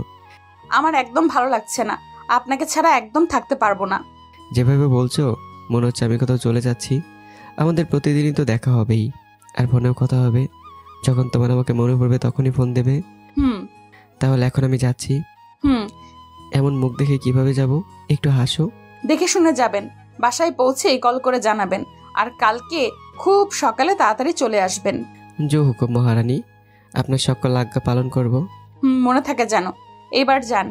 নিজুমদের বাসা থেকে বের হয়ে একটা রিক্সা নিয়ে বাড়ির পথে রওনা হলাম। হারিয়ানে এসেছিস? রাতে কোথায় ছিলি? হাসপাতালে। কেন, কি এমন মহান দায়িত্ব ছিল যে হাসপাতালে থাকতে হবে? জানিস আমি কত টেনশনে ছিলাম। সরি মা, বলতে ভুলে গেছি। টেনশন করো না, আমি কি এখনো ছোট আছি? ডক্টর আঙ্কেলরা তোমাকে বারণ করেছে টেনশন করতে। ওসব তুই বুঝবি না। ঠিক বলেছো, আমি এসব বুঝি না আর বুঝতেও চাই না।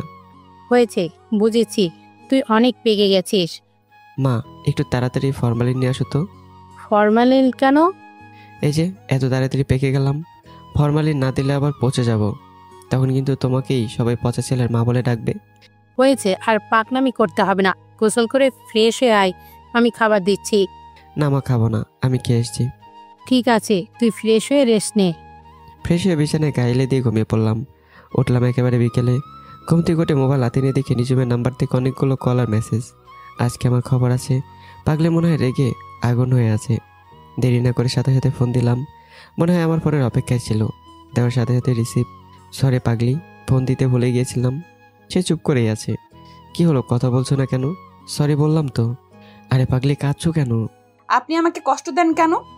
আমার কত চিন্তা হচ্ছিল, আমি কতগুলো ফোন দিছি। এই চিন্তায় দেখছি আমাকে শেষ করে দেবে। একদিকে চিন্তা করে আম্মু, অন্যদিকে নিজুম। সরি, আমি ঘুমিয়ে গিয়েছিলাম, বুঝতে পারিনি। আপনি খুব পচা, আপনি খালি আমাকে কষ্ট দেন। এই দেখো, কান ধরছি, আর কখনো তোমাকে কষ্ট দেব না। সত্যি তো? সত্যি। এখন কি করেন? শুয়ে শুয়ে আমার পাগলিটার সাথে কথা বলি। তুমি কি করো? আমিও শুয়ে আছি। কিছুক্ষণ কথা বলে কেটে দিলাম। প্রায় সন্ধ্যা হয়ে গেছে, পড়তে হবে। পড়া শেষ করে রাতের খাবার খেয়ে আবারও নিজমের সাথে ফোনে কথা বললাম। এভাবেই চলছিল আমাদের জীবন। আম্মু, আঙ্কেল, আন্টি আর নিজমের ভালোবাসা নিয়েই আমার দিন ভালোই কাটছিল। এদিকে নিজমের পরীক্ষা শুরু হলো, অন্যদিকে মিমাপুরও বিয়ে হয়ে গেছে। নিজমের পাগলামো দেখে একটু তাড়াতাড়ি বিয়ে দিতে হলো। অবশ্য এতে কোনো সমস্যা হয়নি, কেননা মিমাপুর কোনো পছন্দ করা ছেলে ছিল না। নিজমের পরীক্ষা শুরু হওয়ার পরে নিজমকে কড়া শাসন করে পড়িয়েছে। তাকে তো আমি সবসময় বই ধরে বসিয়ে রেখেছিলাম। মাঝে মধ্যে নিজম বলতো, আপনি আমাকে আর আগের মতো ভালোই বাসেন না, আপনি খালি বই পড়তে বলেন, আপনি খুব পচা। আমি সব শুনে শুধু হাসতাম। প্রতিদিন পড়াশোনা আর দুষ্টামি তো আছেই। নিজমের পরীক্ষা ভালোভাবেই শেষ হলো। নিজমের পরীক্ষার পরপরই শুরু হলো আমার পরীক্ষা। পরীক্ষার চাপে নিজমকে ঠিকমতো সময় দিতে পারতাম না, তাই পাগলিটা অভিমান করে থাকে। আজ পরীক্ষা শেষ, তাই এসে পাগলিকে ফোন দিলাম। হ্যালো। আমি কারো কলিজা না যে আমার সাথে এতদিন ঠিকভাবে কথা বলে নাই। আমি তার কলিজা হতে পারি না। আমার পরীক্ষা চলছিল পাগলি। পরীক্ষার সময় তোমাকে কল দেব নাকি পড়ায় মন দেব? আমাকেও সময় দিবেন আর পড়াতেও। পরীক্ষা শেষ, এখন সম্পূর্ণ মন তোমাকে দিয়ে বসে থাকবো। এবার খুশি তো? কোথায় আছো? বাসায়। কেন? না এমনি, তুমি থাকো, আমি আসছি। সত্যি? ওকে, ফোন রাখলাম, বাই, আমি আসছি। আসেন। একটা রিক্সায় করে এলাম নিজমদের বাড়ির সামনে। রিক্সার ভাড়া মিটিয়ে দিয়ে খুশি মনে কলিং বেল বাজিয়ে দিলাম। সাথে সাথে দরজা খুলে গেল।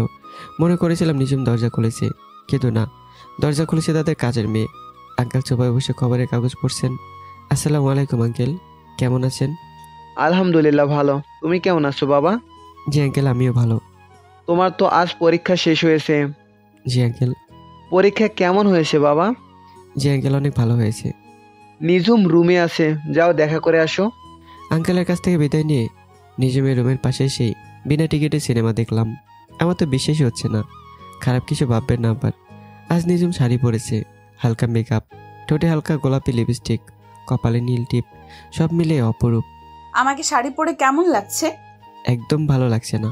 শাড়িটা সুন্দর না, আর মেকআপে ময়দা সুন্দরীর মতো লাগছে, একদম বাজে। কি, আমাকে শাড়িতে ভালো লাগছে না? তাহলে আর এই শাড়ি পরবই না, এখনই খুলে ফেলবো। আরে শাড়ি খুলছো কেন? থাক না। না, আমি খুলে ফেলবো। আর কি বললেন আমি ময়দা সুন্দরী? আমি মোটেও ময়দা সুন্দরী না, ওকে? আরে রাগ করতেছো কেন? আমি তো মজা করেছি। চলো আজ দুজন মিলে ঘুরতে যাব। সত্যি? হ্যাঁ, আজ প্রথম পাগলিটাকে নিয়ে ঘুরতে যাব। আন্টি আঙ্কেলকে বলে দুজন মিলে ঘুরতে বের হলাম। একটা রিক্সা নিয়ে দুজন মিলে অনেক ঘুরলাম। নিজম আইসক্রিম পছন্দ করে, তাই তাকে আইসক্রিম খাওয়ালাম। কিন্তু আইসক্রিমের পাশাপাশি পাগলি যে ফুচকা পছন্দ করে তা জানতাম না, তবে আজ জানলাম। দুজন মিলে ফুচকাও খেলাম। অনেক ঘোরাঘুরি করে নিজমকে বাসায় নামিয়ে দিয়ে আমি আবার আমার বাসায় ফিরে এলাম। এভাবে চলছিল আমাদের খুনসুটি ভালোবাসা। নিজমের রেজাল্ট দিল, আলহামদুলিল্লাহ অনেক ভালো রেজাল্ট করেছে। আমি যেই কলেজে পড়তাম নিজমে সেই কলেজেই ভর্তি হয়। অবশ্য আমিই ভর্তি হতে বলেছি আমার কলেজে, এতে করে কলেজ সময়ে দুজনকে সময় দিতে পারবো। নিজম কলেজে ভর্তি হয়েছে, ক্লাসও করছে নিয়মিত। আমার রেজাল্ট দেওয়ার সময়ও এসেছে। আর অন্যদিকে বেড়েছে নিজমের অবহেলা। এখন আর আগের মতো সময় দেয় না। ঘুরতে যেতে বললে নানান বাহানা এড়িয়ে যায়, মাঝে মাঝে কথা বলে, তবে অনেক সময় ওয়েটিংয়ে পাই। আস্তে আস্তে আমাদের মাঝে দূরত্ব বাড়ে। এমনই একদিন নিজমদের বাসায় যাই। আসসালামু আলাইকুম আঙ্কেল, কেমন আছেন? জি বাবা, আলহামদুলিল্লাহ ভালো। তুমি কেমন আছো? জি আমিও ভালো। তোমার বাবা মা কেমন আছে? ওনারাও ভালো আছে আলহামদুলিল্লাহ। আঙ্কেল নিজম কোথায়? বাবা ও তো কলেজে। ও, কোনো দরকার আছে কি? না আঙ্কেল, তাহলে আমি আসি। সে কি বাবা, মাত্র আসলে এখনই চলে যাবে? দুপুরের খাবারটা খেয়ে যেও। না আঙ্কেল, অন্য একদিন নিজমের সাথে কলেজে গিয়ে দেখা করব। ঠিক আছে বাবা, যাও। আমিও চললাম কলেজের দিকে। নিজমকে জিজ্ঞাসা করার প্রয়োজন, কেন সে আমাকে অবহেলা করছে, তার জিজ্ঞাসা করতে হয়নি। কলেজে পৌঁছেই আমি আমার প্রশ্নের জবাব পেয়ে গেছি। কলেজে পৌঁছে নিজমকে খুঁজতে লাগলাম। নিজমকে ক্লাসে পেলাম না, সারা কলেজ ক্যাম্পাস খুঁজেও নিজমকে পেলাম না। কোথায় গেল? আঙ্কেল তো বলেছিল নিজম কলেজে এসেছে। মন খারাপ করে ফিরে আসতে যাব, তখনই দেখতে পেলাম একজোড়া কাপল কলেজের পুকুর পাড়ে বসে আছে। কী ভেবে জানি সেদিকে গেলাম, হয়তো মনের টানে, নয়তো সত্যিটা দেখার জন্য আল্লাহ আমাকে সেদিকে নিয়ে যেতে বাধ্য করেছে। হ্যাঁ, এটাই আমার নিজম, তবে পাশের ছেলেটাকে চিনতে পারিনি। হবে হয়তো কোনো বড়লোক বাবার ছেলে। পোশাক আশাক দেখে আর স্টাইল দেখে তাই বোঝা যাচ্ছে। নিজম তার কাঁধে মাথা দিয়ে রেখেছে। এটা দেখার জন্য আমি কোনোভাবেই প্রস্তুত ছিলাম না। নিজম এখন আর আমার নেই, তাই হয়তো এত অবহেলা। গাছের আড়ালে দাঁড়িয়ে তাদের কথাগুলো শোনার চেষ্টা করলাম। রায়ান, তুমি আমাকে কতটুকু ভালোবাসো? আজ হঠাৎ এমন প্রশ্ন? বলো না, কতটুকু ভালোবাসো আমায়? আমার জীবনের চেয়েও বেশি। কখনো ভুলে যাবে না তো আমায়? কি যে বলো, তোমাকে ভুলা মানে আমার নিজেকে ভুলে যাওয়া। তাদের কথা শুনে মনে হলো তারা অনেক দূর এগিয়ে গেছে। আমি গাছের আড়াল থেকে বের হয়ে শুধু একটা ডাক দিয়েছিলাম, নিজম। ডাক শুনে নিজম হকচকে উঠল। স্যার, আপনি এখানে? ছেলেটা কে পাখি? উনি আমার স্যার, আর স্যার ও আমার প্রেমিক। আমাকে দেখেই একদম সাধারণভাবেই বলল, যেভাবে বলছিল মনে হচ্ছিল আমি শুধু তার স্যারই ছিলাম। স্যার, আজ হঠাৎ আপনি এখানে? না, এমনিতেই। অনেকদিন কলেজে আসা হয় না, তাই আজ একটু ঘুরতে আসলাম। আমি আর কিছু বলিনি, ওখান থেকে সরে আসলাম। কিছুক্ষণ পর দেখলাম ছেলেটা নিজমকে বাইকে করে ঘুরতে নিয়ে চলে গেল। এদিকে আমার সেই নিজম, যে আমাকে পাগলের মতো ভালোবাসতো, সে আমার একটু অবহেলা সহ্য করতে পারতো না। এই কি আমার সেই নিজম, যে আমাকে ছাড়া অন্য কাউকে বিয়ে করবে বলে আত্মহত্যা করতে গিয়েছিল? এসব ভেবে চোখ থেকে দুপুরটা নোনা জল বেরিয়ে এলো। শুনেছি ছেলেদের কাঁদতে নেই, তাই কান্না পেলেও কাঁদতে পারিনি। বুকের ভেতরটা ভেঙে গেলেও কান্না আটকে রাখলাম। আকাশ কালো হয়ে এলো, চারদিকে মেঘ করে। একটু পরে বৃষ্টি নামলো। হ্যাঁ, এবার কাঁদতে কোনো মানা নেই। বৃষ্টিতে ভিজে ইচ্ছে মতো কাঁদলাম, যা কেউ দেখতে পায়নি। বৃষ্টির জলের সাথে চোখের জলও মিশে গেল, যা কেউ দেখতে পায়নি। তবু এই ভেবে নিজেকে সান্ত্বনা দিলাম, পাগলিটি কি পেয়েছে আমার কাছে? কিছু ভাঙা স্বপ্ন দেখানো ছাড়া কিছুই দিতে পারিনি তাকে। কি আছে আমার মতো গরিব ছেলেকে বিয়ে করলে কি পেত? সে ভালোই করেছে। আর হয়তো আমাকে ভালোবাসাটা তার আবেগ ছিল। এমন একটা সময় যে আমাকে ভালোবেসেছিল, সেই সময়ে বিবেকের চেয়ে আবেগটাই বেশি কাজ করত। তবে আমাকে যে শক্ত হতে হবে, আমাকে ভেঙে পড়লে চলবে না। কঠিন হৃদয়ের মানুষ হতে হবে। হৃদয়কে করতে হবে পাথরের মতো, না হলে কষ্ট কাটিয়ে উঠতে পারবো না, আর আমার লক্ষ্যে পৌঁছাতে পারবো না। অবশেষে বৃষ্টিতে ভিজতে ভিজতে হেঁটে বাড়িতে পৌঁছালাম। আম্মু জিজ্ঞাসা করছিল আমি কেন ভিজেছি। কোনো উত্তর দিতে পারিনি, শুধু বলেছিলাম এমনি। বৃষ্টিতে ভেজা এবং অতিরিক্ত হাঁটার কারণে কাঁপুনি দিয়ে জ্বর আসে। আম্মু সেবা যত্ন সুস্থ হতে বেশি দিন লাগেনি। অবশেষে আসলো অপেক্ষার ফল। হ্যাঁ, আমার রেজাল্ট দিয়েছে, আর আমি অনেক ভালো রেজাল্ট করি। সেদিন আমার অনেক খুশি লেগেছিল, কিন্তু বুকের মাঝে একটা শূন্যতা আমায় কুরে করে খাচ্ছিল। এতদিন নিজমকে মিস করিনি তা নয়, প্রচুর মিস করেছি, প্রতিটা মুহূর্তে মিস করেছি। এভাবে আর চলতে পারে না। প্রতিটা মুহূর্ত নিজমের স্মৃতি আমাকে কষ্ট দিতে থাকলো। তাই সিদ্ধান্ত নিলাম এই শহর ছেড়ে দূরে কোথাও চলে যাব, তবে পড়ালেখার উদ্দেশ্যে নয়, নিজেকে প্রতিষ্ঠিত করে তোলার উদ্দেশ্যে। এই শহরে থাকলে কিছুই করতে পারবো না। নিজমের স্মৃতিগুলো আমায় তিল তিল করে কষ্ট দেবে, আর নিজেকে শেষ করে দিতে ইচ্ছা হবে। যদিও ইচ্ছে ছিল আরও পড়াশোনা করব, কিন্তু তা আর হলো না। বর্তমান অবস্থা চিন্তা করে চাকরি করার সিদ্ধান্ত নেওয়া। বর্তমানে চাকরির বাজারে অনেক খারাপ অবস্থা যাচ্ছে। আজ থেকে 5 বছর আগেও সরকারি চাকরি ছিল সোনার হরিণ, কিন্তু বর্তমানে দেশে বেকার বেড়ে যাওয়ায় সরকারি চাকরিগুলো সোনার হরিণে পরিণত হয়েছে। বর্তমানে শতকরা 70 থেকে 72% প্রতিষ্ঠানে অভিজ্ঞতা সম্পন্ন ব্যক্তিদের নিয়োগ দেওয়া হয়। আমার প্রশ্ন ওখানে না, আমার প্রশ্ন এখানে। আপনারা যদি সবসময় অভিজ্ঞতা সম্পন্ন লোকই নেবেন, তাহলে প্রতি বছর যারা ডিগ্রি নিয়ে শিক্ষা প্রতিষ্ঠান হতে বেরোচ্ছে তারা কোথায় যাবে? কেউই মায়ের গর্ভে অভিজ্ঞতা সম্পন্ন হয়ে তারপর জন্মগ্রহণ করে না, তাদের অভিজ্ঞতা সম্পন্ন করে নিতে হয়। আর যদি মামা খালুকে ধরে কোনো রকম একটা চাকরি জোগাড় করাও যায়, তবে তার বেতনও হয় 12 থেকে 15,000 টাকা। যেখানে জীবনে পড়ালেখা না করেও যে কোনো একটা কাজে অভিজ্ঞতা সম্পন্ন হলে তার বেতন হয় 40 থেকে 50,000 টাকা। এই সকল বাস্তবতা চিন্তা করে চাকরি করার সিদ্ধান্ত। তবে মনে মনে একটা জেদ পুষেছি, আর সেটা হলো নিজম যদি এত ভালোবাসার পরে আমাকে বলে যেতে পারে, তাহলে আমি কেন পারবো না? আমাকেও পারতেই হবে। অবশেষে বুকের মাঝে একটা শূন্যতা আর হাহাকার নিয়ে, সাথে কিছু স্মৃতি আর অনেকগুলো কষ্ট নিয়ে পাড়ি জমালাম ঢাকা শহরে। অবশ্য বেশি কাঠখড় পোড়াতে হয়নি। রেজাল্ট ভালো হয়, এক বড় ভাইয়ের কারণে একটা মাল্টিন্যাশনাল কোম্পানিতে কিছুটা ভালো পদে চাকরি হয়ে যায়। কাজ ভালো করায় এবং রেকর্ড ভালো থাকার কারণে বছর শেষে একটা ছোটোখাটো প্রমোশনও পেয়ে যাই। চলতি বছরের মাঝামাঝি আমার সিনিয়র অফিসার মারা যাওয়ায় নতুনভাবে নিয়োগের ঝামেলা এবং আমি তার সহকারী হয় এবং দ্রুত কাজের অভিজ্ঞতা সম্পন্ন হয় ও পারফরমেন্স ভালো থাকায় অফিস কর্তৃপক্ষ আমাকে মৃত ব্যক্তির পদে প্রমোশন করিয়ে দেয়, সাথে বেতনও বৃদ্ধি পায়। অফিস থেকে থাকার জন্য বাড়ি এবং অফিসে যাওয়া আসার জন্য গাড়ি দেওয়া হয়, যা মিরাকেলের চেয়ে কম নয়। যা এটা শুধু গল্পেই সম্ভব, বাস্তবে তা নয়। একটা মিরাকেল আমার জীবন পাল্টে দিল। দেখতে দেখতে কেটে গেল 3টি বছর।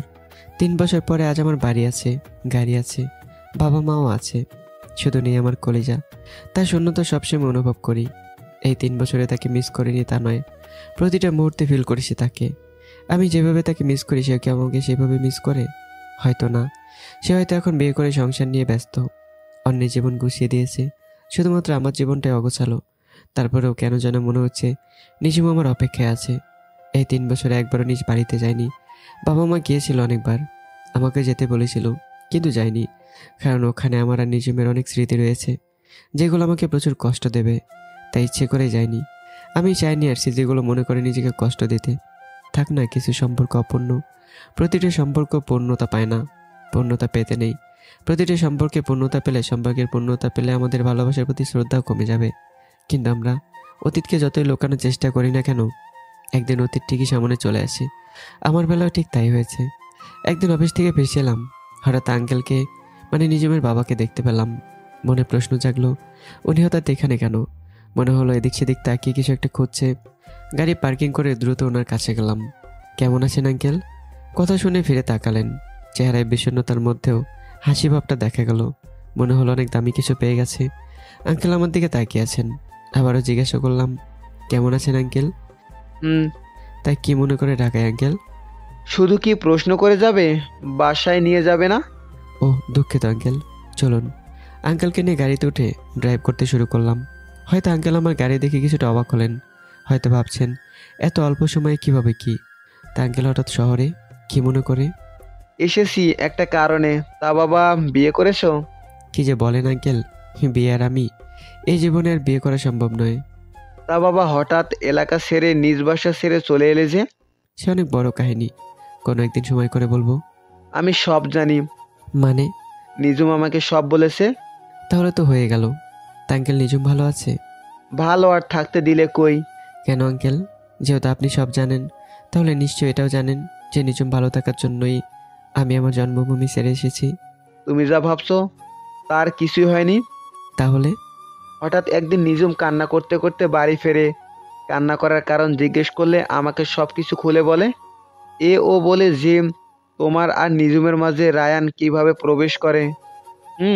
আমার মেয়েটা তার ভুলের জন্য প্রাপ্য শাস্তি পেয়েছে। রায়ান ছেলেটা ভালো না, বড়লোক বাবার বখাটে ছেলে। সে একসাথে অনেকের সঙ্গে রিলেশন করে। আমার মেয়েটাও ধোঁকা খেয়েছে। সেদিন আমার মেয়েটা তার ভুল বুঝতে পারে, তারপর থেকেই তোমাকে খুঁজতে থাকে, কিন্তু পায়নি। সবশেষে মেয়েটা আমার কাছে একটা জিনিসই চেয়েছিল, তার আরিয়ান স্যারকে, কিন্তু আমি আমার মেয়েটার শেষ চাওয়াটা পূরণ করতে পারিনি। হাত দিয়ে চোখের পানি মুছলেন। আবার তিনি বলতে শুরু করলেন, অনেক খুঁজেছি তোমায়, কিন্তু পাইনি। শেষ আমার মেয়েটা নিজেকে গুটিয়ে নিয়েছে, নিজেকে আবদ্ধ ঘরের অন্ধকার বন্দি করে রেখেছে। এখন একমাত্র তুমিই পারো আমার মেয়েটাকে তার স্বাভাবিক জীবনে ফিরিয়ে আনতে। এভাবে বলবেন না আঙ্কেল, আমি আমার সাধ্যমতো চেষ্টা করব। আঙ্কেল বোধহয় আমার কথায় সন্তুষ্ট হননি, আমার দিকে অন্যরকম চাহনিতে নিতে চেয়েছিলেন। গাড়িতে আর কথা হয়নি। বাড়িতে ঢোকার সাথে সাথে আম্মু, বাবা তুই এসেছিস? হ্যাঁ মা। তোর সাথে উনি কে? চট্টগ্রামে থাকাকালীন একটা ছাত্রীকে পড়াতাম, ইনি হচ্ছে ওর বাবা। আমার আর নিজমের মধ্যকার সম্পর্কের কথা বাবা মা কেউ জানে না। আঙ্কেল, উনি আমার মা। আচ্ছা মা, তোমরা কথা বলো, আমি ফ্রেশ হয়ে আসি। ঠিক আছে, যা। রুমে এসে ফ্রেশ হতে গেলাম। শাওয়ার সেরে ভাবনায় ডুব দিলাম। তার মানে আমার ভাবনাই সঠিক ছিল। নিজম এখন আমার অপেক্ষায় আছে। ফ্রেশ হয়ে নিচে এসে দেখি আম্মু এবং আঙ্কেলের সাথে আব্বু যোগ দিয়েছেন। আরিয়ান, এসব কি শুনছি আমি? নিচে নামতে আম্মু শব্দ কানে এসে লাগলো। আম্মুর কথা শুনে বোঝা যাচ্ছে আঙ্কেল সব কিছু আব্বু আম্মুকে বলে দিয়েছে। যদি কিছু শুনে থাকো তাহলে ঠিকই শুনেছ। এতটা স্বার্থপর কিভাবে হলি তুই? আমাকে একবার জানানোর প্রয়োজন মনে করলি না? আম্মু জানানোর প্রয়োজন হলে ঠিকই জানাতাম। আমি তো তোর বন্ধুর মতো ছিলাম, আমাকে একবার জানাতে পারতি। জানিয়ে কোনো লাভ হতো না আম্মু। যা হবার হয়েছে। আমি এখন নিজুমকে আমার ঘরের ছেলের বউ হিসেবে দেখতে চাই, এবং খুব দ্রুত। তাহলে আর কি, তোমরা যা চাইছো তাই হবে। যদিও নিজমকে আপন করে নেব ভেবেছি, তবুও মনে মনে সিদ্ধান্ত নিয়েছি নিজমকে ছোটোখাটো একটা শাস্তি দেব। বেইমানির কারণে ছোটোখাটো একটা শাস্তি তো তার প্রাপ্যই। পরের দিন অফিসে গিয়ে জরুরি প্রয়োজনে ছুটি নিয়েছি। স্যারও আমার এক কথায় ছুটি দিয়েছেন, কেননা তিনি ভালো করে জানেন যে গত 3 বছরে বিনা প্রয়োজনে আমি একদিনও ছুটি নিইনি। অফিস থেকে বাসায় এসেই সবাইকে নিয়ে চট্টগ্রামের উদ্দেশ্যে রওনা হলাম। চট্টগ্রামে পৌঁছতে প্রায় রাত হয়ে গেল। শহরটা অনেক পাল্টে গেছে। মানুষ পাল্টাতে 2 দিন লাগে না, আর এটা তো শহর। তাও আবার পুরো 3 বছর পরে দেখছি। আঙ্কেলকে ওনার বাড়ি পৌঁছে দিয়ে আমি, আমার বাবা মা, আমরা আমাদের বাড়িতে উঠলাম। বাড়িতে অনেক ধুলো জমে গেছে। রাতটা কোনোরকম পার করে সকালে নিজমদের বাড়ির উদ্দেশ্যে রওনা হলাম। আমি একা, বাবার মা পরে আসবে। আরিয়ান বাবা, বসো। নিজমদের বাড়ি পৌঁছানোর পরেই, জি আঙ্কেল, নিজম কোথায়? নিজুম, মা আমার, দেখ কে এসেছে, তোর আরিয়ান স্যার। বাবা তুমি কিন্তু বড্ড মিথ্যেবাদী হয়ে গেছো, আমি দরজা খুলবো না, আর কিছু খাবোও না। নিজুমকে আবার আঙ্কেলকে এসে বলতে যাবেন, আঙ্কেলকে থামিয়ে আমি ডাক দিলাম, নিজুম। প্রথমবারে দরজা না খুলে আবারও ডাক দিলাম। এবার দরজা খুলে এসে বুকে ঝাঁপিয়ে পড়লো। এমনভাবে তাকাচ্ছে যেন আমি সেটা বিশ্বাসই হচ্ছে না। জোরে ধরেই চোখের পানিতে আমার শার্ট ভিজিয়ে দিল। যদিও তাকে শাস্তি দেবো ভেবেছিলাম, কিন্তু পাগলিটাকে দেখার পর সেই ইচ্ছে মাটি চাপা দিয়ে দিয়েছি। পাগলিটা চোখের দিকে তাকিয়ে রাগ অভিমান সব হারিয়ে গেছে। যদি কাউকে সত্যিকারে ভালোবেসে থাকেন তাহলে তাকে কখনোই শাস্তি দিতে পারবেন না, কেননা তার চোখের দিকে তাকালে তার প্রতি মনে যতই রাগ অভিমান দুঃখ থাকুক না কেন, সব এক নিমিষে পানি হয়ে যাবে। বিশ্বাস না হলে একবার ট্রাই করে দেখতে পারেন। পাগলিটা একদম শুকিয়ে গেছে, আর চোখের নিচে কালো দাগ পড়ে গেছে। দেখেই বোঝা যাচ্ছে ঠিকমতো খাওয়া দাওয়া করেনি। নিজমকে ফ্রেশ হতে আসতে বললাম, কিন্তু সে যাবে না। বোধহয় এখনো বিশ্বাস করতে পারছে না যে আমি এসেছি। একটু চোখের আড়াল হলে বোধহয় হারিয়ে যাব। সাথে করে নিয়ে ফ্রেশ করালাম। আমাকে একদম চোখের আড়াল করতেই চাইছে না। অনেক কষ্ট করে আবার টেবিলে নিতে পারিনি। অবশেষে বাধ্য হয়ে আন্টিকে বলে রুমে খাবার নিয়ে আসালাম। নিজাতে খাইয়েও দিলাম। আঙ্কেল আন্টিকে বলে নিজমকে নিয়ে ঘুরতে বেরোলাম। সারাদিন আমাকে একটু চোখের আড়াল করেনি। ঘোরাঘুরি করে সন্ধ্যায় নিজমদের বাড়ি ফিরে এলাম, কিন্তু আমি আমার বাড়ি যেতে পারিনি। মনে হচ্ছে আবার আমাকে হারিয়ে ফেলার ভয় কাজ করছে তার মনে। এক পর্যায়ে বাধ্য হয়েই নিজমদের বাড়ি থাকতে হলো। সারা রাত পাগলিটা আমার বুকে মাথা গুজে জড়িয়ে ধরেই ঘুমিয়েছিল। পাগলিটা গ্যাস দ্বিতীয়বারের মতো ঘুমন্ত অবস্থায় দেখতে পেলাম। মাঝরাত পর্যন্ত তাকিয়েছিলাম মায়াভরা ওই মুখটার দিকে। সকালে ঘুম থেকে জেগেই মায়াভরা মুখটা দেখতে পেলাম। পাগলিটা আমাকে জোরে ধরে শুয়ে আছে। নাড়াচাড়া করতেই জেগে ওঠে, আবারও শক্ত করে বুকে জায়গা করে নিল। একটু বেলা হতেই আব্বু আম্মু আসলেন। অবশেষে সিদ্ধান্ত হলো নিজুম আর আমাকে একসাথে বাঁধা হবে। হ্যাঁ, অবশেষে আমি আমার পাগলিটাকে ফিরে পেলাম। দুই পরিবারের সুখ ফিরে এলো। তো বন্ধুরা, গল্পটি এখানেই শেষ হলো। এত বিয়ে, বাসর, ঝামেলা এসবের কি দরকার? গল্প তো সব ফিনিশিং হয়ে গেল, আপনাদেরও তো সব বোঝা হয়ে গেছে। তো গল্পটা এখানেই শেষ। তো কেমন হলো গল্পটা অবশ্যই বলবেন। আর আমার এই বোকা ছাত্রীকে কেমন লেগেছে আপনাদের কমেন্ট করে জানাবেন। যদি কখনো বিয়ে শাদী না করি, বিয়েটা না হয়, তাহলে আপনাদের কাউকে দিয়ে দেব। ভালো থাকবেন, সুস্থ থাকবেন। দেখা হচ্ছে পরের গল্পে। আল্লাহ হাফিজ।